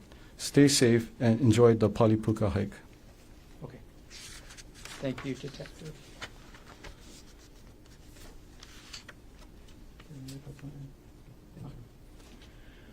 Okay. Detective Hinuma, I'm going to take the exhibit down from the screen, and I'm going to retrieve it from you. Thank you. I'm going to hand 112 to the clerk. And to move things along, Detective, I'm just going to hand you State's Exhibit 113, as well as... I'll just start with 113, actually. State's Exhibit 113, showing to Defense Counsel. Thank you. May I approach? Yes. Okay, Detective, could you take a look at State's Exhibit 113? Let us know when you're done.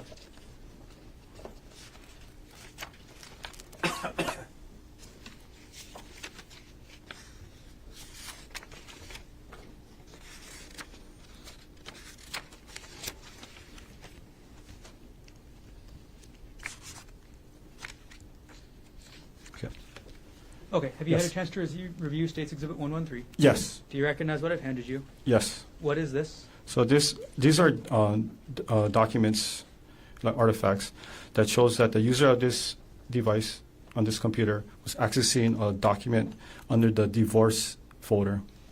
Okay. Is this an artifact or the actual document? This is just artifacts. Okay. And are these artifacts generated by the computer automatically? Yes. And are these true and accurate artifacts that you found on the laptop, item number 48, as you did the examination about access to documents involving divorce? Yes, except for the highlighted portion. Okay, and same thing with the highlights, they are just a search tool? Just a search tool. Okay, so they don't mean any words more or less important. Yes. At this point, the state will move to enter 113 into evidence. Okay. No objection. With the mark for identification as states that 113 is received into evidence. Okay, Detective, I'm going to publish states 113. And if you could explain to us, and this is page 1, could you explain to us the very top what the file name is? So this is the file name of the document that was associated with these artifacts. So this was a PDF document, and then the file name was BOFA Amex e-statement. It appears it's from December 24, 2015. Got it. And can you still get the data of when the user last accessed the document? The user last accessed on December 14, 2024 at 10:45 p.m. Okay. And could you explain to us the file path of how to find this document on the laptop? Yes. So the file path is from the user G Konig, and then it used the application Dropbox, and then it's under the folder of JPR Divorce 2016-04 Hearing Supported Document, and then that's the actual document. Got it. Okay, so that's the direction you would take on the computer to find that file. Yes. Do you want me to explain what a Dropbox is? Could you explain what Dropbox is? Yes. Okay, so Dropbox is a online, like a backup server, like a cloud storage. It backs up your files and folders from your computer or your phone. You can access it anywhere you want as long as you have internet connection and you have the account access. You can also do it offline. You can also work at offline, and when you connect it back to online, everything's going to sync. Okay. We'll move on to page number 2 of the exhibit, Detective. Could you explain to us what the file name was and then go into when the file was last accessed? The file name is PK Chase SW 2016-01 statement, and it's a PDF file. Okay. And it was last accessed on December 31st, 2024 at 8:38 p.m. Okay. And then could you go through the file path for us one more time? Yeah, so it's under the user G Konig. It's a Dropbox JPR. It's in the divorce folder. 2016-04 hearing. Supported documents, and then the actual document itself. Okay. And we're going to move on to page 3, Detective. Could you explain to us what the file name of this one is? The file name is 2012-04-12, and it's called gentplaintext.pdf. So it's a PDF file. And it was last accessed on this computer on January 7, 2025 at 6:59 a.m. Okay. And could you explain the file path for this document? Yes. So it's the user G Konig. It's in the Dropbox under the JPR folder. Divorce 2016-04 hearing. Jesse lived extravagant life, and that's the document file where it's Okay. located. So which is the last folder that this document is contained in? It's right over here. Jesse lived extravagant life. Okay. And we'll move on to our last piece of this exhibit, Detective. Page number 4. Could you tell us what the file name is? The file name is PK Chase Freedom 2015-12 statement PDF, and it's a PDF file. And when was this last accessed? It was last accessed on February 3rd, 2025 at 8:42 a.m.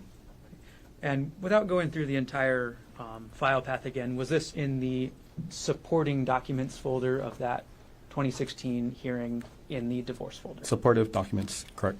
Okay. I'm going to take the exhibit down and I'll retrieve it from you, Detective. As I retrieve the exhibit from you, I'm going to approach with states 114, showing your defense. All right, so I'm going to retrieve 113. I'm going to hand you 114. And as I hand exhibit 113 to the clerk, could you review states exhibit 114, please?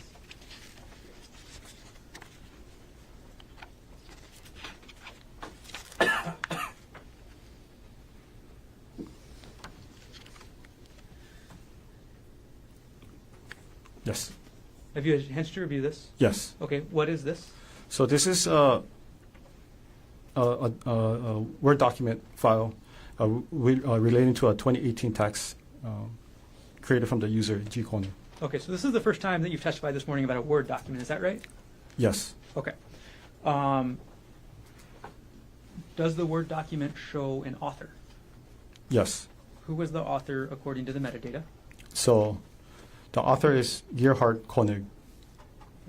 Does the metadata also show you who the last author is? Yes. Who is the last author of this document? The last author is Gerhardt Konig. Can you tell from the metadata when this document was last edited? Or modified, I'm sorry. Okay, so it was last modified on March 12, 2019 at 3:02 p.m. And is this, is there any attachment to the metadata page for this exhibit?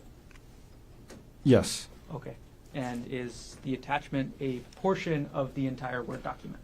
Yes.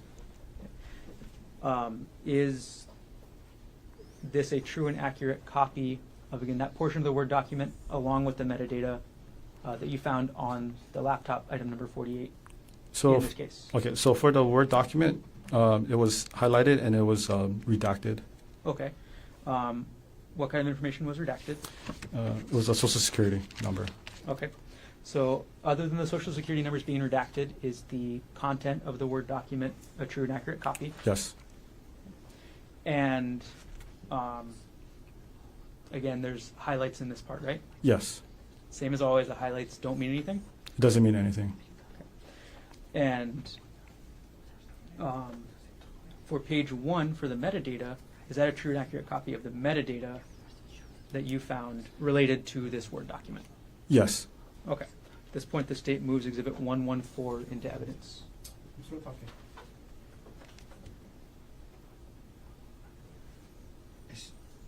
Well, maybe, can we approach, I don't want to do a speaking objection. It's just part of the document.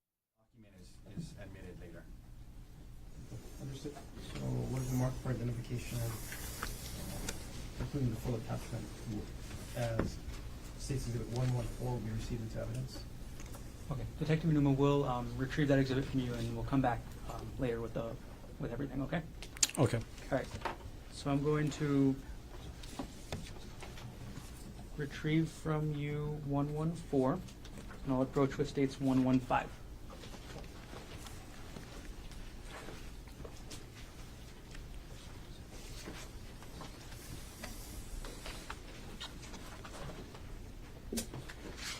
Okay, could you take a look through states 115?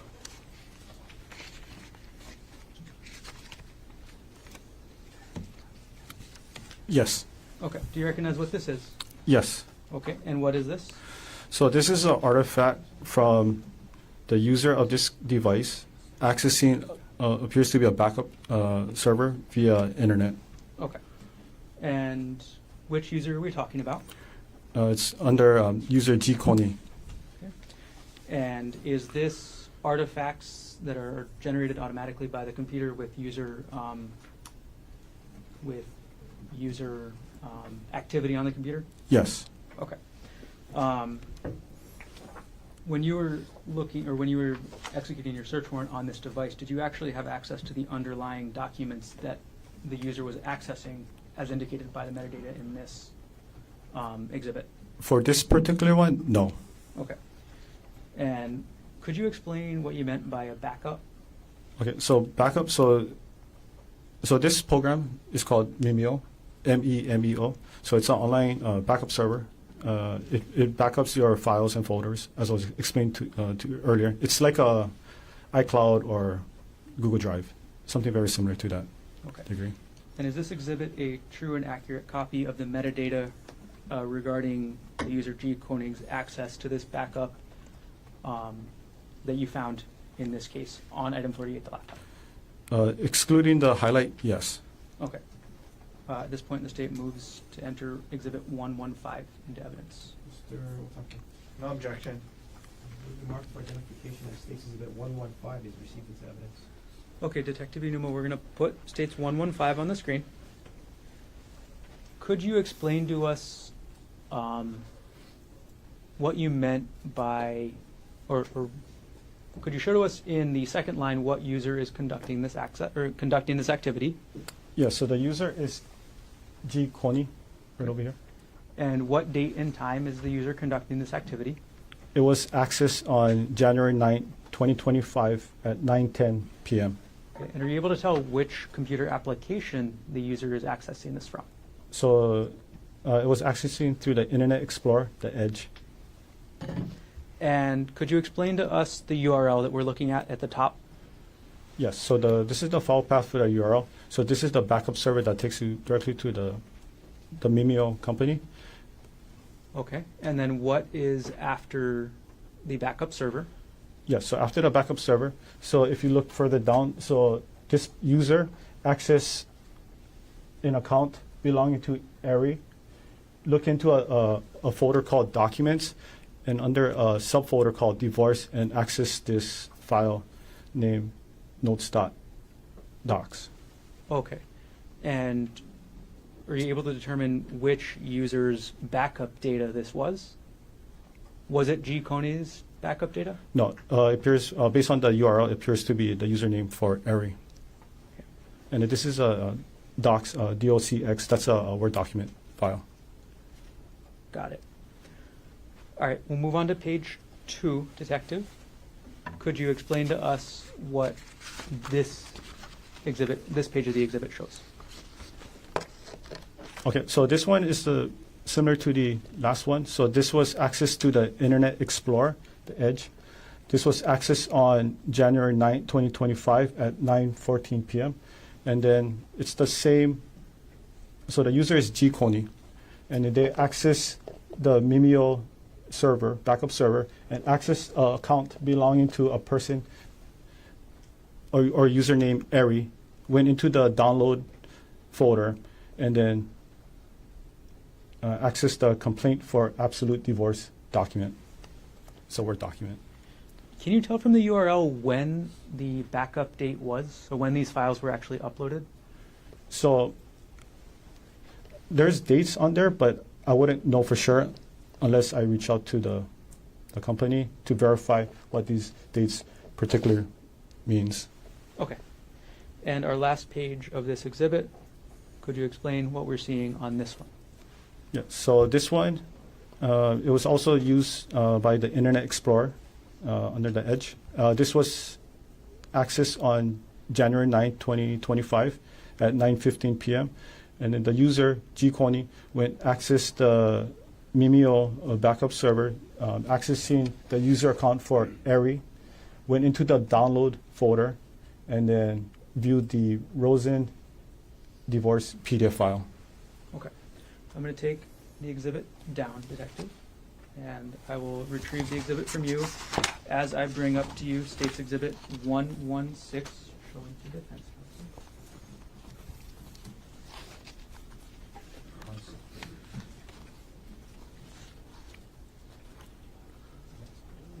So, We'll come back for this one then. Yeah. We'll go ahead to State's Exhibit 117, Detective. I'm sorry, 118, as 117 is already in evidence.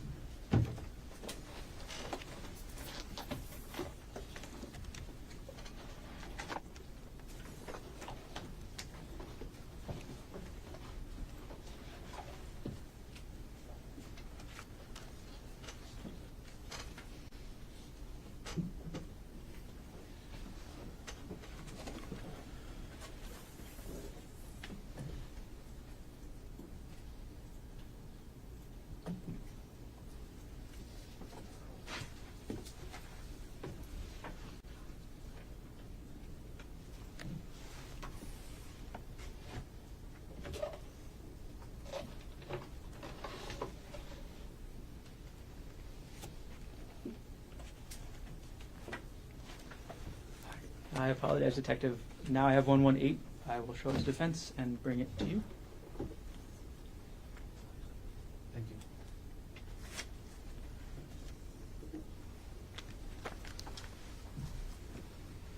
I'm retrieving 115. Clerk.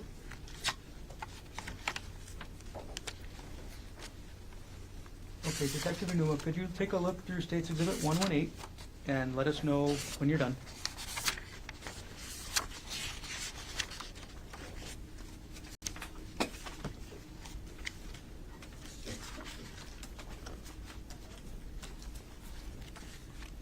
Okay. Okay, do you recognize what I've handed you? Yes. Okay, and what is this? So this is an email file that was sent to an individual under the username G. Konig. Okay, who was the, you said this is an email file. Are there any attachments to it? Yes. Okay, and are those attachments included in the exhibit? Yes. Who was the email address sending the email? So the email address, sorry, you mean the user of the email sending to the recipient? Which email address is this from? Okay. Yeah, this email address is from gkonig at proinbox.com. Okay, and is that the same email you've referenced a couple of times before already this morning? Yes. All right, and who was the email sent to? It's sent to, the email address is bryant.bunting@gmail.com. And is this exhibit a true and accurate copy of the metadata attached to the email along with the email attachments? Yes. Okay. Did you actually have access to any content in the email or just the attachments? So inside the content, there was nothing inside the content, but then there was attachment part Okay, of so the. there was no like email message. It was just a bunch of attachments. Yes. Okay. And at this point, the state will move to admit State's Exhibit 118. No objection. Move to mark for identification as State's Exhibit 118 is received into evidence. Okay, Detective Hinuma, I'm going to publish the exhibit. All right. I'm going to zoom in on the top of the page. Okay, so you've already told us who the email was to and from. Could you tell us the date and time of the email? Yes. The date and time is December 4, 2024 at 3:33 p.m. Okay. And what was the subject line of the email? The subject line was stuff. Okay. And you already told us that there was no content to the email messages, but I'm going to zoom in on this portion that says attachment names. What are the attachments to this email? So there were 3 attachments to this email. The first one was called screen time and deleted messages.docs. The second attachment was called some saved chats with pictures.docs. And the third one was chat.txt file. Okay. All right. And Detective, we're going to go through. Do you recognize there's 3 attachments to this email, right? Yes. Okay. And if I go through the attachment, can you tell us which attachment is in order? Yes. Okay. So we're going to go to page 2 of this. Which attachment are we looking at here? So this is the first one. This is under the screen time and deleted messages. Okay. Detective Hinuma, I'm going to zoom in on the text here. What does that say? So it says 7 hour on screen in 10 days. So about an hour per day messaging on workday. Messages in thread do not support this. Vast majority are deleted. 5+ hours in background. Phone calls, ? Okay. I'm going to take that down. Okay, Detective, we're going to move on to the next page. I'm sorry,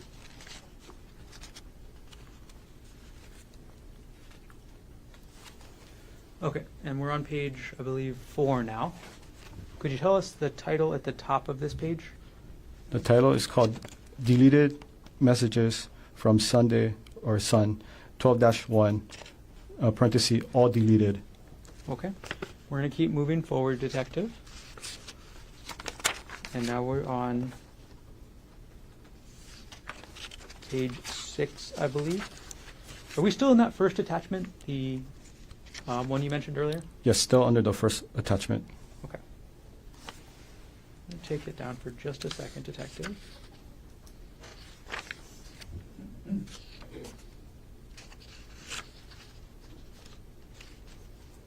I'm going to put it back up. So I put page 6 back up.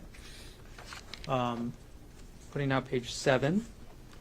Could you let us know when we get to the next document that's been attached to this email? Yes.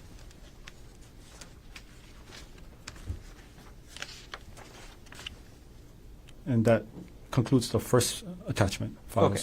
What's the name of the second attachment? The second one is called Some Saved Chats with pics or pictures.docs. Okay. And we're at page 11 now. Is this the first page of that document? Yes. Okay. We're going to scroll through, Detective.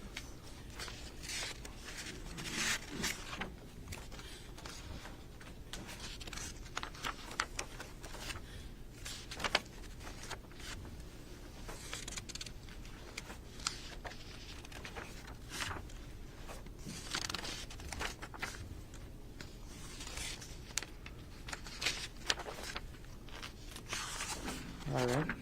And now we're on page 23. Yes. Is this still the same document? So this is the third document. Chat.txt? Yes. What is a TXT file? So TXT is a type of format. It's text-based. So in this purpose, we have to convert it to a PDF so you can display it. Okay. All right, I'm going to take the exhibit down. I'm going to retrieve exhibit 118 from you.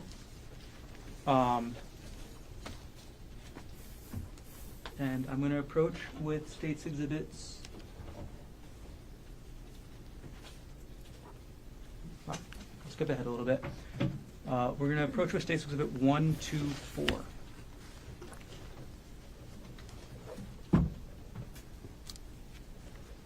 I'm sorry, 1, 2, 2. Here's states exhibit 1, 2, 2. I'm retrieving states 118. Could you take a look at states 1, 2, 2, Detective?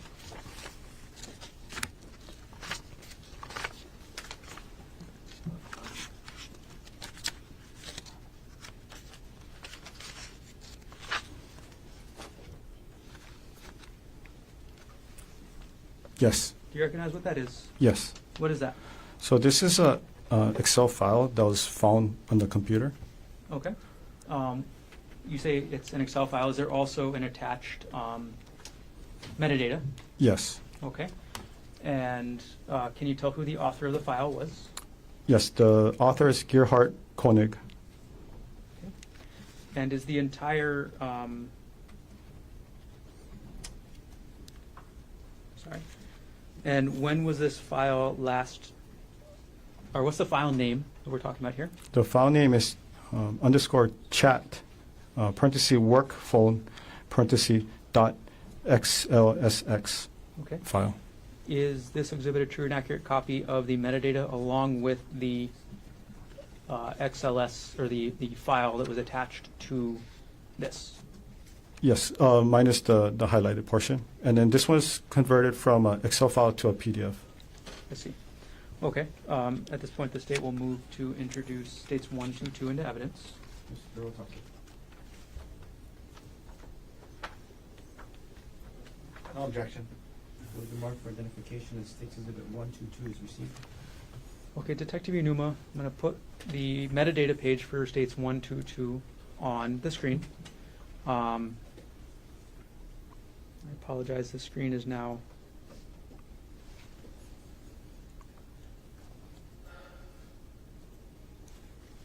single pages, but only looking at. I apologize.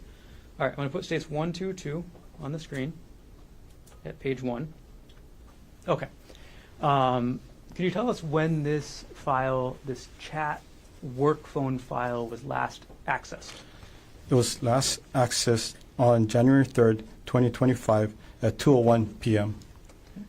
And could you explain to us the file path to find this document? Okay, so this one is under the user G Konig. It's in the Dropbox application. In the active projects, under the folder, new folder, and that's where you find the Excel file. And could you tell us, or does the metadata tell you when this file was created? Yes, Okay, and when was that? it was created on December 24, 2024 at 12:49 p.m. Okay. And going through the rest of the document, is it, what does it contain? So it contained a chat messages between Jeff Miller and Ariel Konig. Okay. I'm going to go ahead and move us along to States Exhibit 133 now, Detective. I'm going to approach you with that exhibit, and it's been shown to defense. 1, 3, 3, huh? 1, 2, 3. Oh, sorry, 2, 3. Sorry. Okay, and I'm going to approach with States 1, 2, 3, Detective.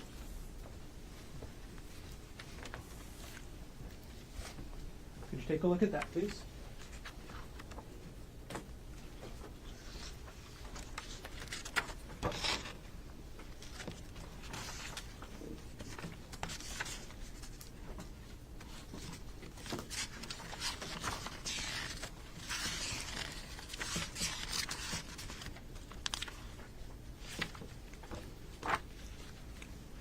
Yes. Detective, do you recognize what that is? Yes. Okay, what is that? So this is a text file that was located on the user device G Konig. Okay, and what was the name of the file? The file name was _chat parenthesis pers phone parenthesis .txt file. Okay, and Detective Hinuma, I know we just did States 122, which was chat work phone. Mhm. What is contained in chat purse phone? So it also contains text messages between Jeff Miller and Ariel Konig. All right, and for the exhibit that you have up there with you, States 123, is there both the metadata attached to the user activity with regards to this file as well as the file? Yes. Is that a true and accurate copy of the metadata that you saw on the software along with the file? Yes. At this point, the state moves exhibit 123 into evidence. Mr. Otake, no objection. It was marked for identification as States Exhibit 123 is admitted into evidence. Okay, I'm going to publish. And Detective Hinuma, we're not going to go through the entire chat this time either, but can you go through when this was created, the file path, and then when it was last accessed?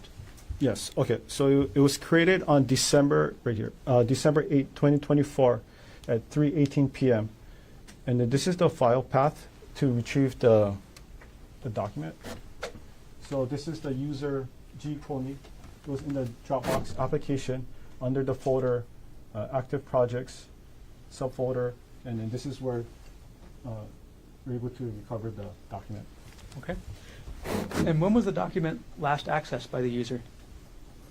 It was last accessed on January 7th, 2025 at 9:06 a.m. Okay.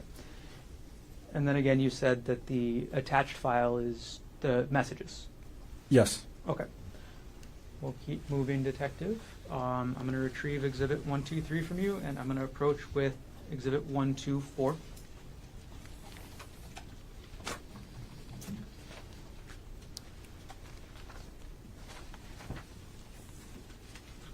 I'm going to hand Exhibit 123 to the clerk.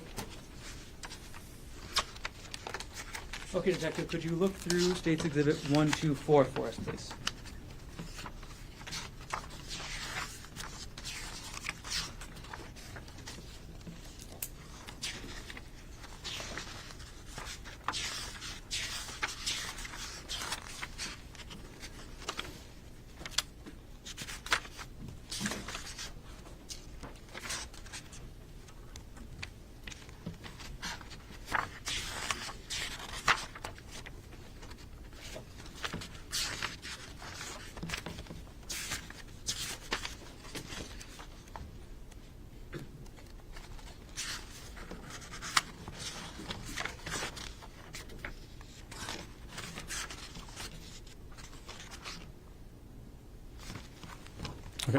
Have you had a chance to look through the exhibit?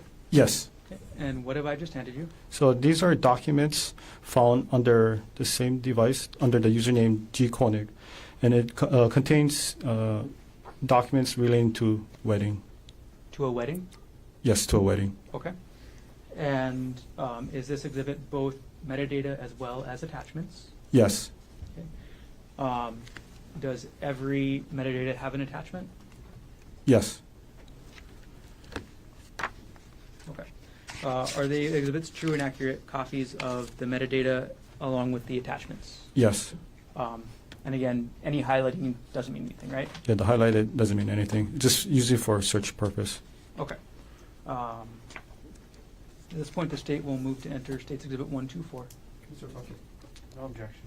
word to mark for identification as State's Exhibit 124 is received into evidence. Okay. I'm going to publish the first page of State's 124. Detective Hinuma, could you tell us the title of this document that's we have the metadata here for on the first page? Yes. The title is called the W, and I think it's a 0223 parenthesis GK parenthesis, and then it's an Excel file. Okay. And could you tell us who the author of the document is? So the author is, it's right over here. Worth and AI, or right over here. Okay. Could you tell us who the last author is? The last author is Gerhardt Konig. Okay. And could you tell us the last modified date? The last modified date is right over here. February 23rd, 2018 at 6:18 a.m. Okay. And then could you tell us when, I'm sorry, I'm going to have you keep pointing, when this Excel spreadsheet was last viewed by the user on this laptop? Yes, it was last accessed on December 30, 2024 at 7:29 p.m. Okay. And with regards to this spreadsheet, what's in the spreadsheet? So in the spreadsheet, it's like an Excel spreadsheet. So it has multiple tabs. It talks about who's going to be the guest list, what type of floor, the venue, everything you see on a wedding planning. Okay. I'm going to move forward, Detective, to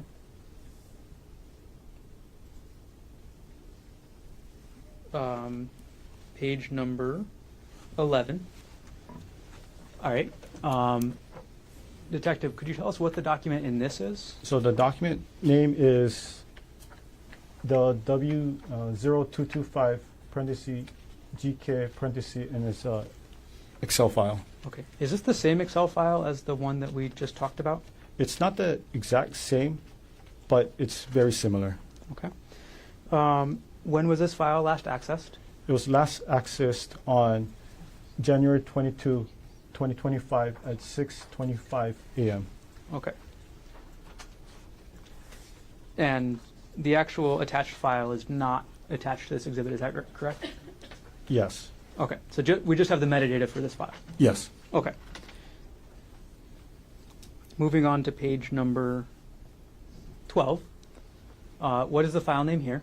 The file name is Worthington Konig Waiting Room Block 9 period 14 period 18, and it's a PDF file. Okay. And when was this file last accessed by the user? It was last accessed on January 22, 2025 at 3:04 p.m. Okay. And is this file attached to the exhibit? Yes. Okay. We're going to go to page 13.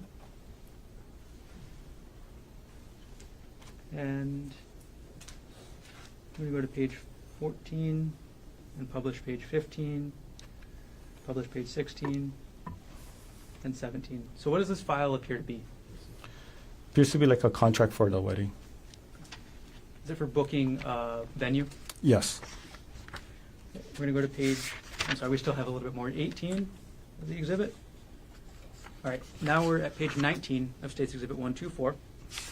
What file are we talking about here? So this is an Excel file. The file name is the W0201 parenthesis GK parenthesis. And could you tell us when this file was last accessed? It was last accessed on February 24, 2025 at 6:16 a.m. Okay. And is the actual spreadsheet attached to this exhibit? No. Okay, is this the same spreadsheet that we were talking about earlier with the other similar numbers? Yeah, so when I was looking at everyone, it appears to be very similar. Just certain numbers were different. Okay. Publishing page number 20. All right, and sorry, I'm going to just keep us moving as much as we can, Detective. Okay. We're going to go to 21. Essentially, are all these pages of this exhibit related to a wedding? Yes. And the wedding between Gerhardt Konig and Ariel Konig, correct? Yes. Okay. We'll pause this exhibit for now, and we'll move on to the next one, Detective. I'm going to approach with State's Exhibit 125. Yeah,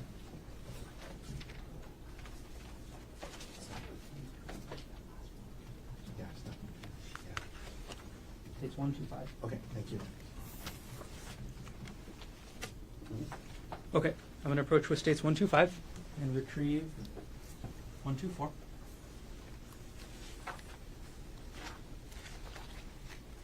Okay, could you briefly go through that exhibit and take a look?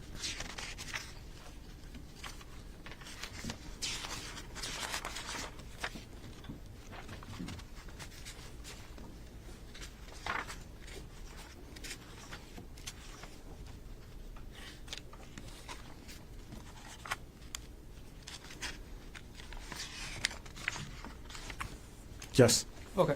Do you recognize the exhibit I've just handed you? Yes. Okay, and what is this? So this contains documents relating to the user or the couple's financial history, investment account, life insurance, and any kind of benefits. All right, and do you in this exhibit have both the metadata along with the attached files? Yes. And is this exhibit a true and accurate copy of the metadata along with attached files that you viewed on item number 48, the laptop you examined in this case? Yes. At this point, the state moves exhibit 125 into evidence. No objection. Would been marked for identification as State Exhibit 125 if received. Okay, Detective Hinuma, I'm going to try and move us forward a little bit in this. So we're going to just do a couple pages from this exhibit. So we're going to start with page 1. Could you tell us what the file name is here? So the file name is Westinghouse 2022. It's on January 31st, and it's a PDF file. Okay. Can you tell us when this file was last accessed? It was last accessed on December 15th, 2024 at 8:17 a.m. Okay. And could you tell us the file path to get there? Yes, so the file path is under the username G. Konig in the Dropbox application, under the folder The Big Love Party and Other Super Fun Stuff, under the subfolder of Taxes 2022 Taxes, and this is the document, AK pay stub. Sorry, this is the folder, and then this is the actual document. So the actual document is Westinghouse 2022-1-31. Yes. And the folder that document is in is called AK Pay Stubs? Yes. All right. We're going to go to page 2 of the exhibit. Is this the actual document that that page is referring to? Yes. Okay. And is this a pay stub? Yes. Right. Who is this pay stub for? The pay stubs for Ariel Konig. Right. All right. Yeah, We're it going has to it do right over page here. 3. And then we're going to skip around a little bit, Detective. So page 3. What document is being accessed here? So the document file name is Westinghouse 2022 November 30. It's a PDF file. Okay. And when was this file accessed by the user? It was last accessed on December 21st, 2024 at 2:49 p.m. Okay. And we're going to go to the file, Detective. Who is this, or what does this file show? So this appears to be some kind of investment file for Ariel Konig. Okay. We're going to skip ahead a couple pages, Detective.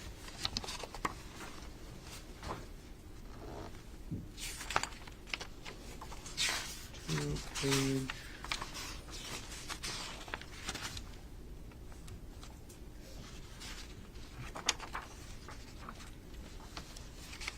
We're going to skip ahead to page 11, if we could. I'll put it up on the screen for you.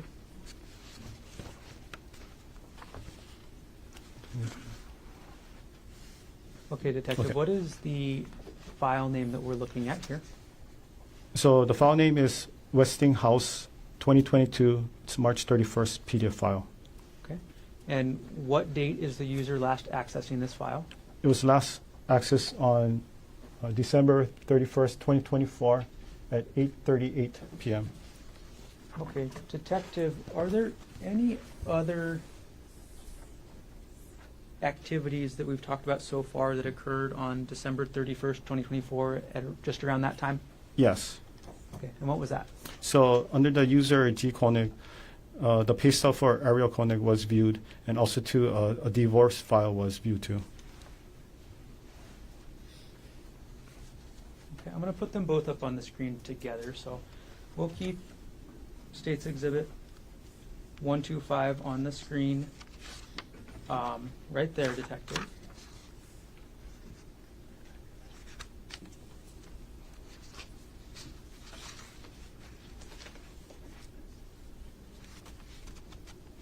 And we're going to put States 113 on the right side of the screen.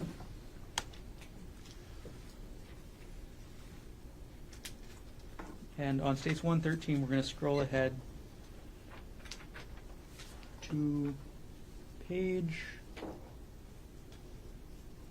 2. All right. Is these the two activities that are happening at the same time or a similar time, Detective? Yes. Okay. So on the left side, we have States 125. And what is the file for that one again? The one on the left is Westinghouse 2022. It's on March 31st PDF file. Okay. And on the right side, what file is that again? So the file name is PK Chase SW 2016-01 statement PDF, and it's a PDF file. Okay. And got it. All right, I'm going to take both photos down.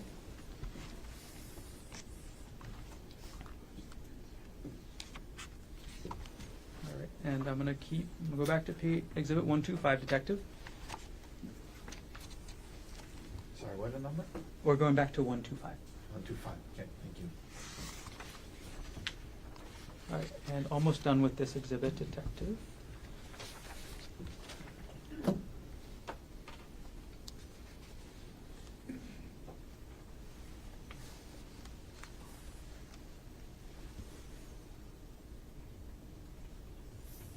Okay, I'm going to publish page number 24 of this exhibit. Detective, what is the file name we're looking at on page 24? The file name is 2018-04 Wealth Front Statement. It's a PDF file. Okay. Is the PDF file attached to this exhibit? Yes. When did the user of this, when did the user G. Konig on this laptop last access this file? It was last accessed on March 14th, 2025 at 3:46 p.m. Okay. We're going to go to page 25. What does this file, or what does this file appear to be? Appears to be like a personal account for the user or the person, Ariel Worthington. This is an account statement for Ariel Worthington? Yes. Okay. All right. And then last pages for this exhibit, Detective, page number 36. I'm sorry, we'll skip that. Okay, I'm going to retrieve that exhibit from you, Detective.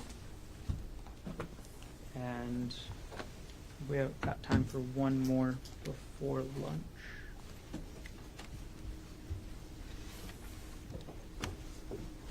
We got states 1, 2, 126, showing the defense counsel. May I approach? Yes. Henry 126. Can you take a look through that, detective?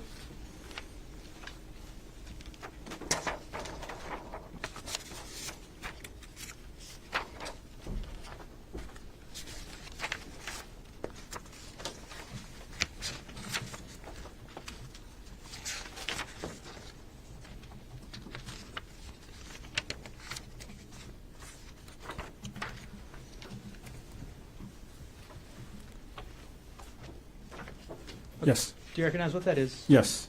All right, what is that? So this is a PDF file containing information about retirement. Okay. And is this exhibit both the metadata as well as portions of the attached file? Yes. Okay. And all right, is this a true and accurate copy of the metadata as well as the portions of the file that you found on the laptop during your examination in this case? Yes, and I think one part was the highlighted, but you just got to remove the highlight. Okay. At this point, the state will move to enter 126 into evidence. Okay. No objection. Furthermore, for identification, it states that 126 is received. Okay. And we'll hold off on publishing for now. And Detective Hinuma, our last one for now will be states 127. So I'm going to approach with 127.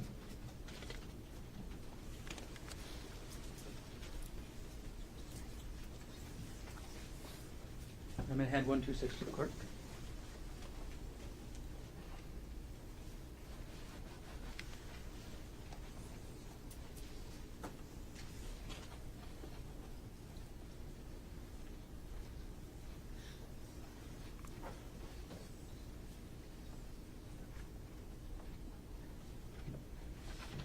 Okay, Detective, you recognize what I just handed you?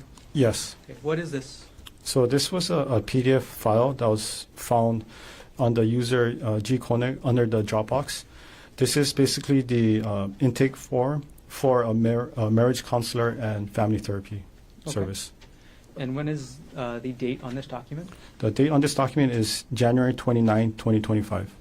Is this exhibit just the document, or is it document and the metadata? So for this one, it's just a document. And where did you find this document on the computer? So that was the one I mentioned earlier. So it was under the username G. Konig, under the Dropbox. Okay. Does the document itself indicate who prepared the document? So at the last, let me double check. Yeah, so on the last page, it's electronically typed as Gerhardt Konig. Okay. It was dated on January 29, 2025. Okay. Are there any redactions from this document? There's one redaction. And what is that? It's the last four of the social security number. Okay.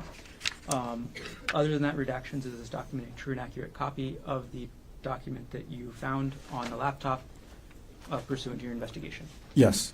Okay. At this point, we'll move States Exhibit 127 into evidence. Okay. 1 second, Mr. Garner. Yes. So just to be clear, sorry. There's- Again, you don't need to bring it up, but just as long as it's. Okay. No objection. What has been marked for identification as states exhibit 127 is received. Okay. And So Vernon, is this a good time for a break? this is a great time for a break. Okay. Good afternoon, Detective. Good afternoon. All right. There's a couple exhibits I want to follow up on that we talked about this morning. So I'm going to go ahead and I'm going to approach with what's been marked as States Exhibit 114. Thank you. Go into defense. May I approach? Yes, please.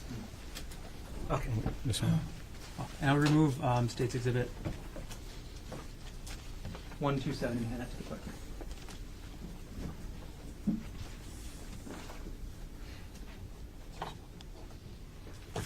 Okay, could you take a look through that exhibit, Detective?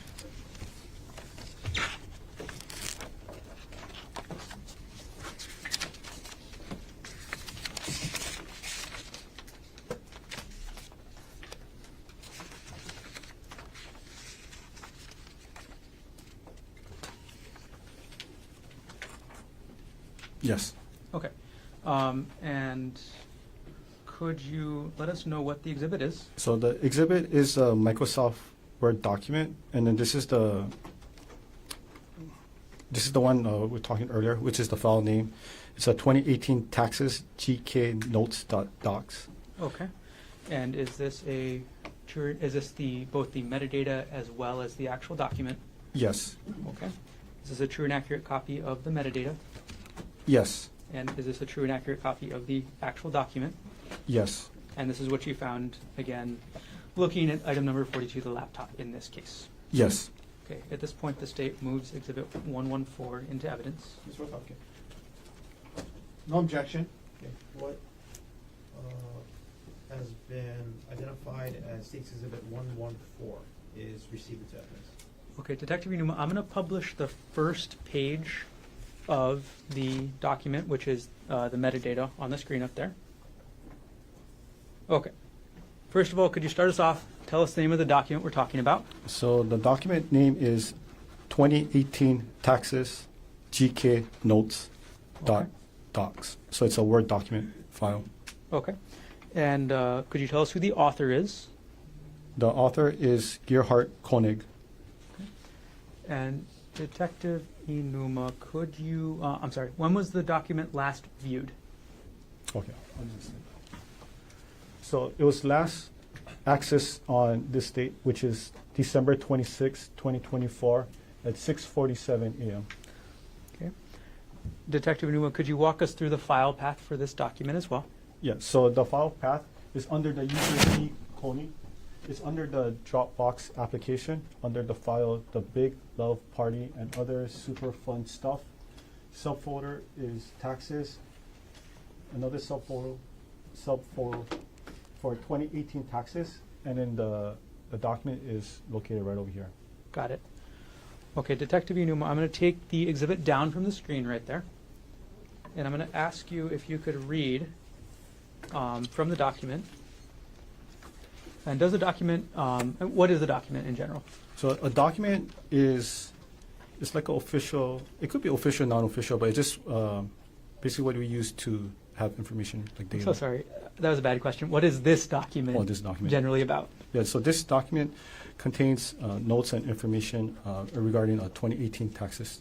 Okay. And Social Security numbers have been redacted, correct? Yes. Okay. Could you read for us the amount of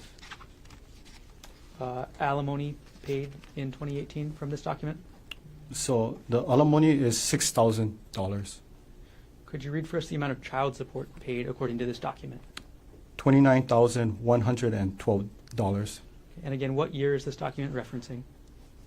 It reference 2018. Okay, thank you, Detective. I'm going to retrieve the exhibit from you on the stand.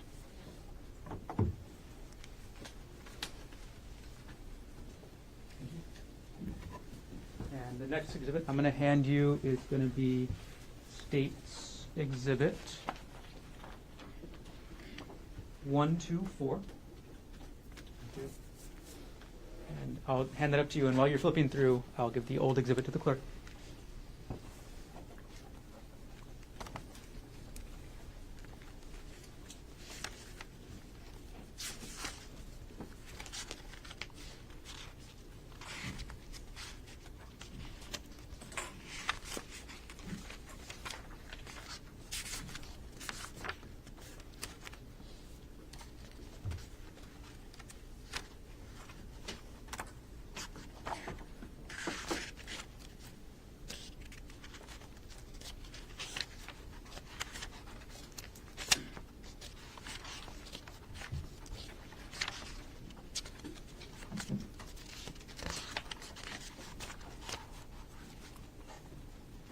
Yes.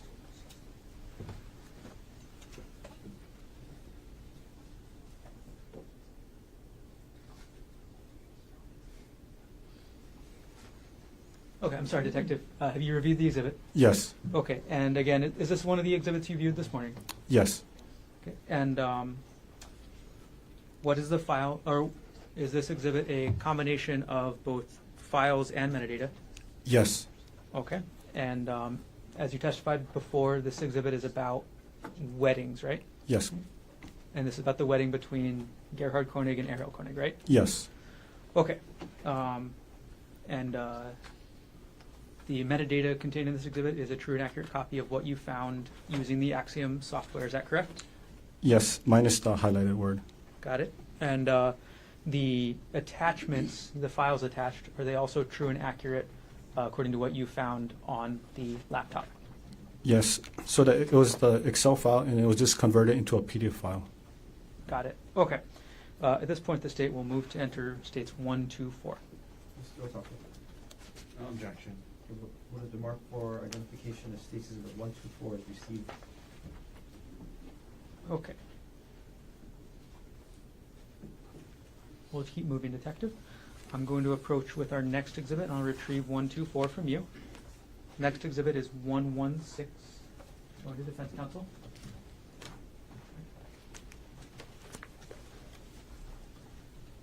I'm retrieving 1, 2, 4. That's a big stack of papers I gave you. Can you just thumb through it real quick?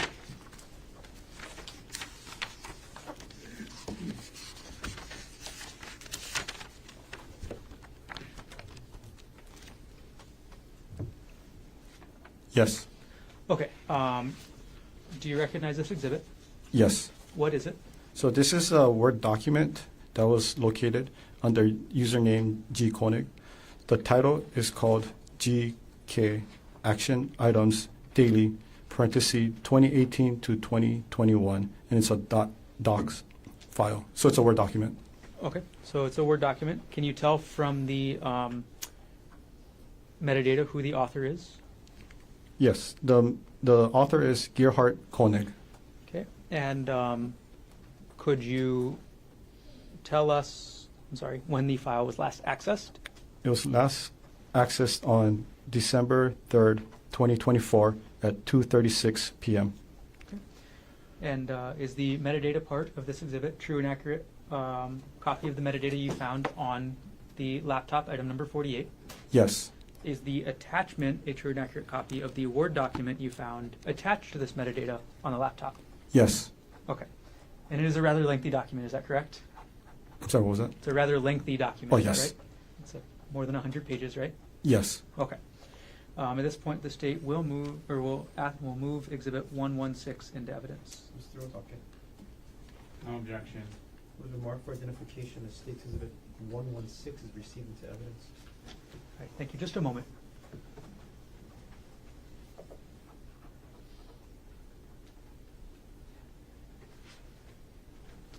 Okay, thank you, Detective. Just a couple more to go. I'm going to go and retrieve Exhibit 116 from you, and I'm going to hand you what's been marked as States Exhibits 119, 120, and 121. Okay? Yes. Okay.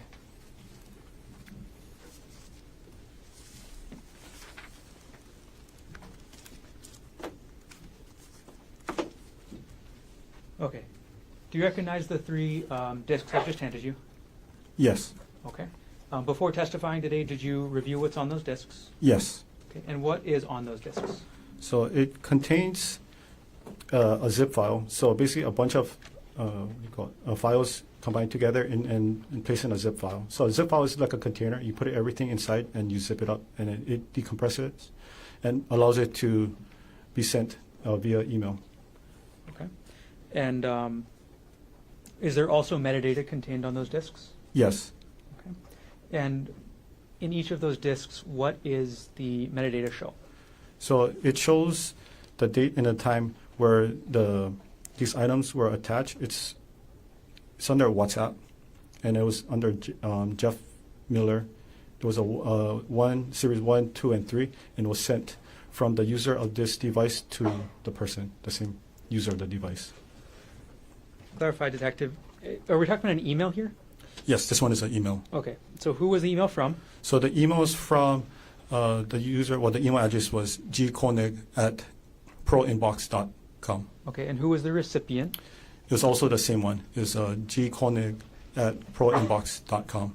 Okay. So, and is that true for each of these three exhibits? Yes. So each of these three exhibits is an email that the user of the email address gkonig@proinbox.com sent to themselves. Yes. Okay.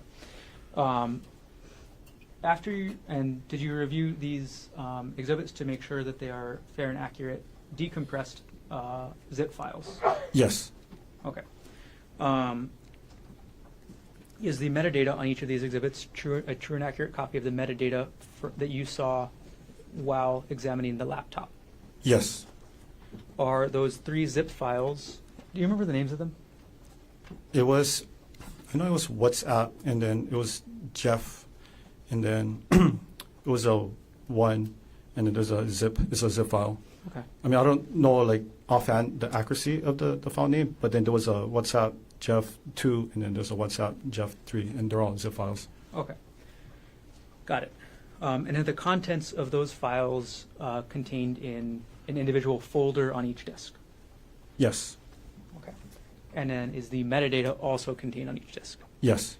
After you reviewed the disks, did you sign and date them? Yes. Okay. And at this point, the state moves Exhibit 119, 120, and 121 into evidence. Mr. Otake. No objection. The order marked for identification of states exhibits 119, 120, and 121 will be received. Okay. Detective Hinuma, I'm quickly just going to publish the metadata for each of those exhibits, okay? So Yes. we're going to start with Exhibit 119, and I'm going to publish the metadata that's contained on that exhibit. All right. So when we look at the file name, can you tell us, now that you actually see the data, what is the file name in Exhibit 119? Yes. The file name is WhatsApp chat -jeffmiller.zip. Okay. And when was this email sent? This was sent on December 24, 2024 at 12:26 p.m. Okay. And then everything else on the disk is what's contained in that WhatsApp chat Jeff Miller zip file, correct? Yes. Got it. Okay. We're going to publish the metadata from States Exhibit 120. All right. Detective Hinuma, what was the file name of this under States Exhibit 120? So the file name is WhatsApp chat -jeffmiller2.zip. Okay. And can you tell us when this email was sent? Yes, it was sent on December 24, 2024 at 12:20 p.m. Okay. And we'll move on, Detective, to the metadata from States Exhibit 121. All right, could you tell us what the file name is for this? Yes, the file name is WhatsApp chat -jeffmiller3.zip. Okay. And can you tell us which date this email was sent? It was sent on December 24, 2024 at 12:20 p.m. Okay. I'm going to take the exhibit down.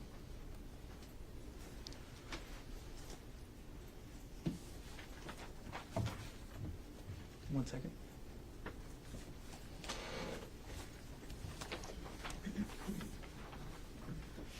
Okay, Detective. Thank you for answering my questions. I have no further questions.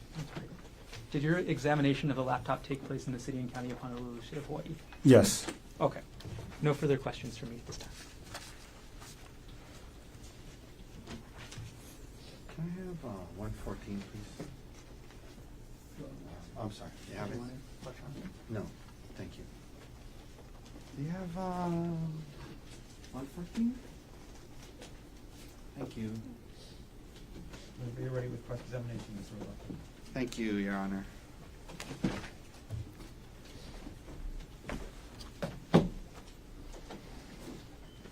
Okay, good afternoon, Good Detective. afternoon.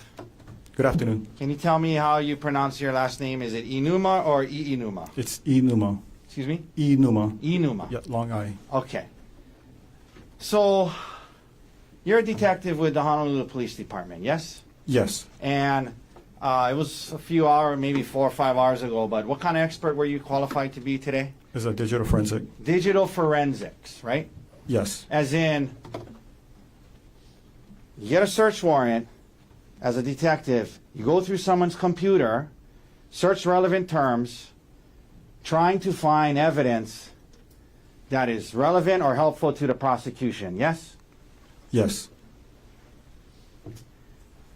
And in this case, you talked about artifacts, as in files. Is that right? Yes. Isn't it true that your search through the Axiom program, you collected over 7,000 files, yes? It was 9,000. Sorry, it was 7,941 files. 7,900 files from the computer that you believe belongs to Gerhardt Konig, yes? Yes. And then of those 7,900 something files, you sifted through it looking for the ones that you believe would be the most relevant to the prosecution, correct? Yes. And the prosecutor worked with you on that, yes? I worked with the lead investigator. I'm sorry, the detective Spacek, is that right? Yes. And the ones you went through today, it's the best you guys could come up with, yes? Yes. The search warrant, it's not like you can just go through anything and everything on a computer. The search warrant has terms that you're limited to search, yes? Yes. And the lead investigator, these terms are developed based off of what you guys think you're looking for might be helpful to the case, yes? Yes. And so, for example, in this case, some of the search terms that you're looking for on the computer to see if somebody searched for or looked this up, some of the search terms were danger, death, fall, slip, accident, cliff, kill, die. Those are some of the search terms that the lead detective put in the warrant that you guys are trying to comb through this computer, trying to see if we can find searches for death, falls, accident, cliff. Those are some of the search terms that you guys are looking for, right? Yes. Okay, and again, today you went through what you found, right? Yes. And there were other search terms as well that had Ariel's name, yes? Yes. And Miller's name, yes? Yes.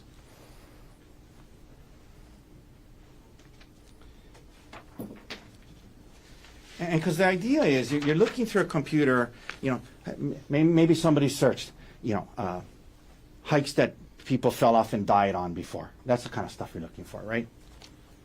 Yes. Another group of search terms that was included in the warrant detective were syringe, vial, undetectable, incapacitate. Those are some of the search terms that you guys thought, let's go look through this computer and see if we can find stuff related to that, correct? Yes. One of the search terms, detective, was hike, right? Yes. And as you indicated, between February 28th, 2025, and March 4th, 2025, there was you went through some searches about hikes, correct? Yes. And if we could pull up Exhibit 110, please. Okay. So if we could, Mr. Dirks, if you could zoom in on this top 3 or 4 up there, please. Okay. Did it get bigger or? Yes. I One cannot see second. it. Is there a way can you make that bigger? Yeah, thank you. Okay. Okay, it's all right. So some of the searches said Maui hikes, Waiho Spring Trail, Hale Ma'u Trail. So there were searches related to Maui hikes as well. Yes. Yes. And are you aware that Dr. Konig would go on hikes with his son on Maui often? No. Were you aware that he would go on hikes with his wife and family on Maui? No. And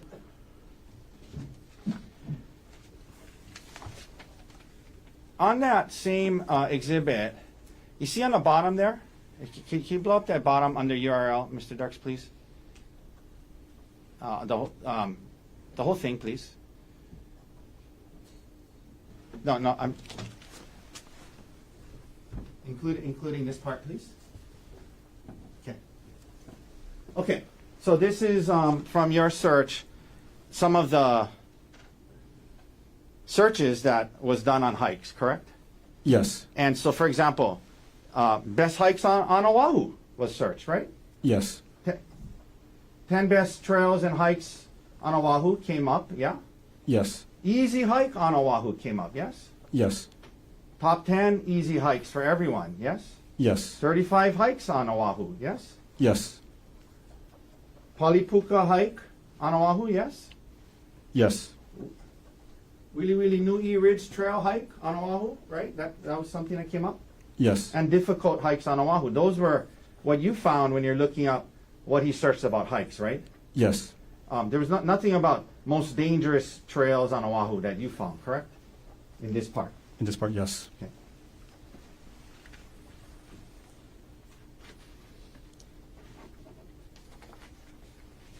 And it's true, you can zoom out of there, Mr. Dirks, thank you.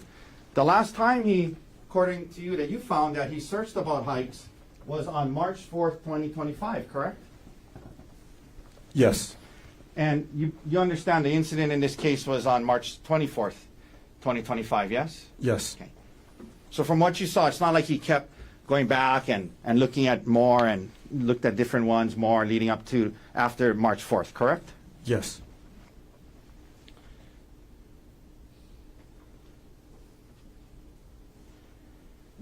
Now, if somebody wanted to go on a hike on Oahu, they might search for hikes, right? Yes.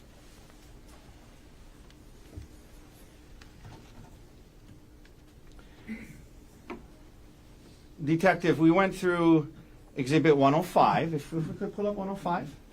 And this was the one with the Reddit, I guess, is it a website or is Reddit a website? So it's a website. It's an online social media platform. It's like online social media, right? Something like a Facebook.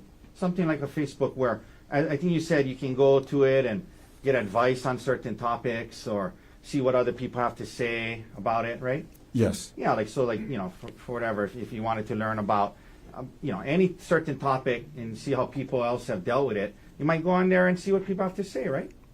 Yes. Okay. And so, he's on, at least what you found on the computer, as one after infidelity. Let's go to the next page if we can, okay? As one after infidelity, let's go to the next page. Next page. And next page. Next page. Okay. So there's all these things having to do with infidelity, correct? Yes. Okay, let's go to the next page. Why did you do it? He's trying to look that up, yes? Yes. Next page. Okay, next page. Peer support, advice and removals. He's looking up peer support related to infidelity, correct? Yes. We can take that down.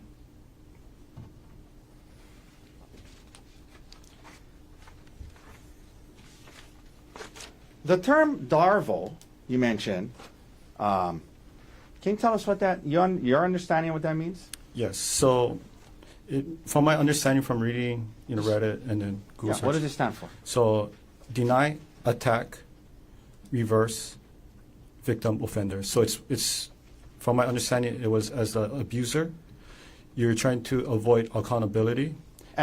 So, for example, dealing with infidelity, the person who had the affair is trying to avoid accountability, trying to deny, trying to reverse it on the person that got cheated on, right? Yes.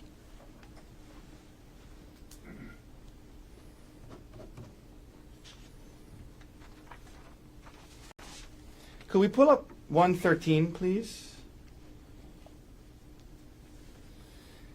So you brought up this exhibit, and you said that it's in the Dropbox, and it's part of, I guess you said a file divorce, and then hearing support, and then there's sub-files going all the way down to Bank of America Amex statement, correct?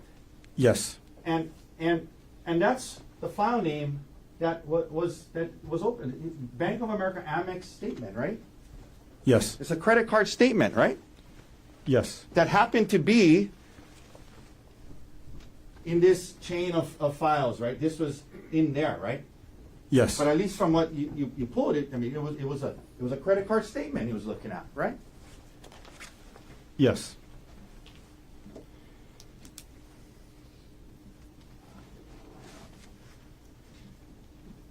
Now, we can take that down, Mr. Dirks. Thank you. So I wanted to ask you this, Detective, because I just want to make sure that we're not trying to paint, well, that we're painting an accurate picture here, okay? The search warrant, you can only seize files that the search warrant terms allow you to seize, correct? Yes. So, it's not as though you're giving us a holistic picture of everything he was looking at during that time period, correct? Yes. It's only the ones that you could seize, right? Yes. For example, one of the search term was Gerhardt Konig, yes? Yes.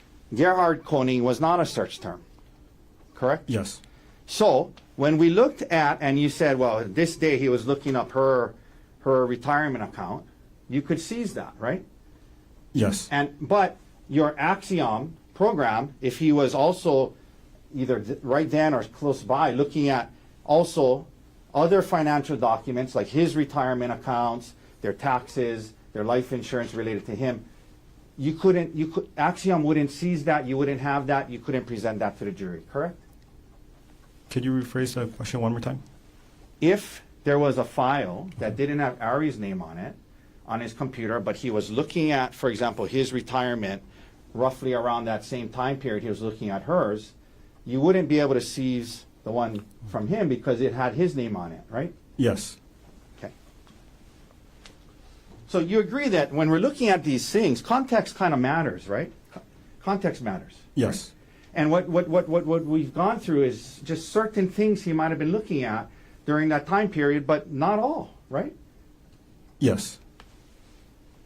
And so, for example, if he was doing financial planning to decide how much more life insurance they needed to get, each of them, to make sure that based off of their salary, based off of their retirement, if something happened to either of them, they could pay for the house in order to make sure the kids had a house, and he was looking at all these financial documents, and half of them were his, you're only able to show us the ones that had her name on it, right?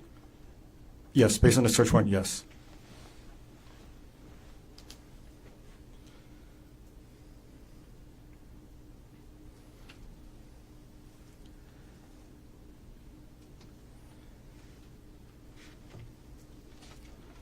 Could we pull up 114, please? Oh, I'm sorry. I think, is that the one I grabbed? I think that's the one I grabbed. Actually, it's not put, because, yeah.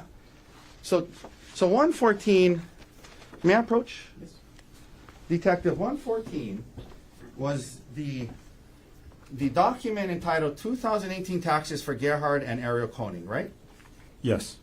And there are, it's multiple pages long, right? Yes. And it has multiple sections to it, correct? Yes. It talks about when they were married. It has their plug-in electric vehicle and their tax credit from that, yes? Yes. It has the refinancing of the principal residence. It has information about the principal residence and the refinancing, correct? Yes. It had charitable contributions and how much they donated to charity that year, right? Yes. It has his income on it, right? Yes. It has his withholdings from his W-2 on it, right? Yes. And the real estate taxes they paid to under 1098 form, yes? Yes. It had the 2017 federal income taxes they paid, right? Yes. It talks about some investment and investment loss that they had that year, right? Yes. It has things from their W-2 from University of Pittsburgh, right? Yes.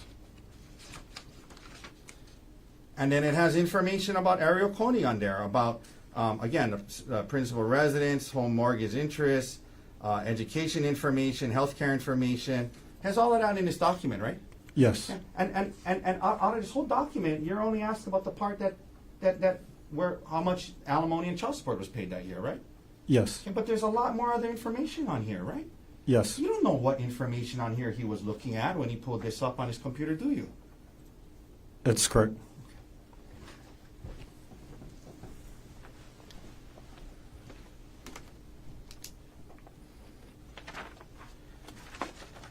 1 second, detective.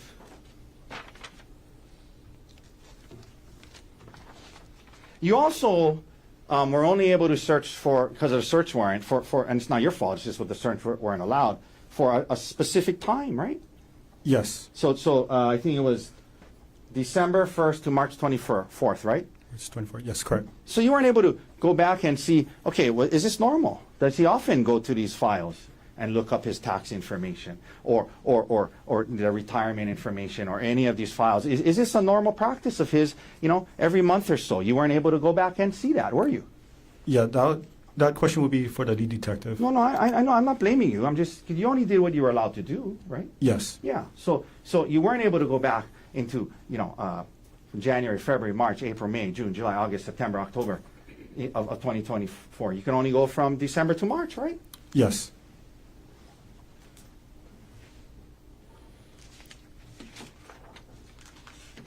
One second. Might be almost done. Okay. Detective, thank you for your time all morning and part of this afternoon. That's all the questions I have for you. Thank you.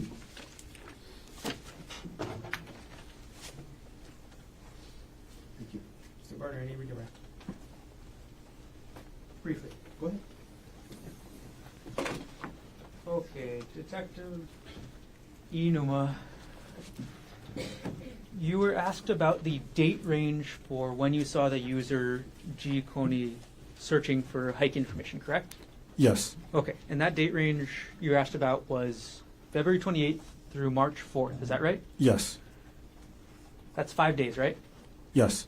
Other than those 5 days, in the approximately 4 months that you looked through the laptop with the user Gerhardt Konig, other than those 5 days, was there any other research about hiking that you found? Not that I recall.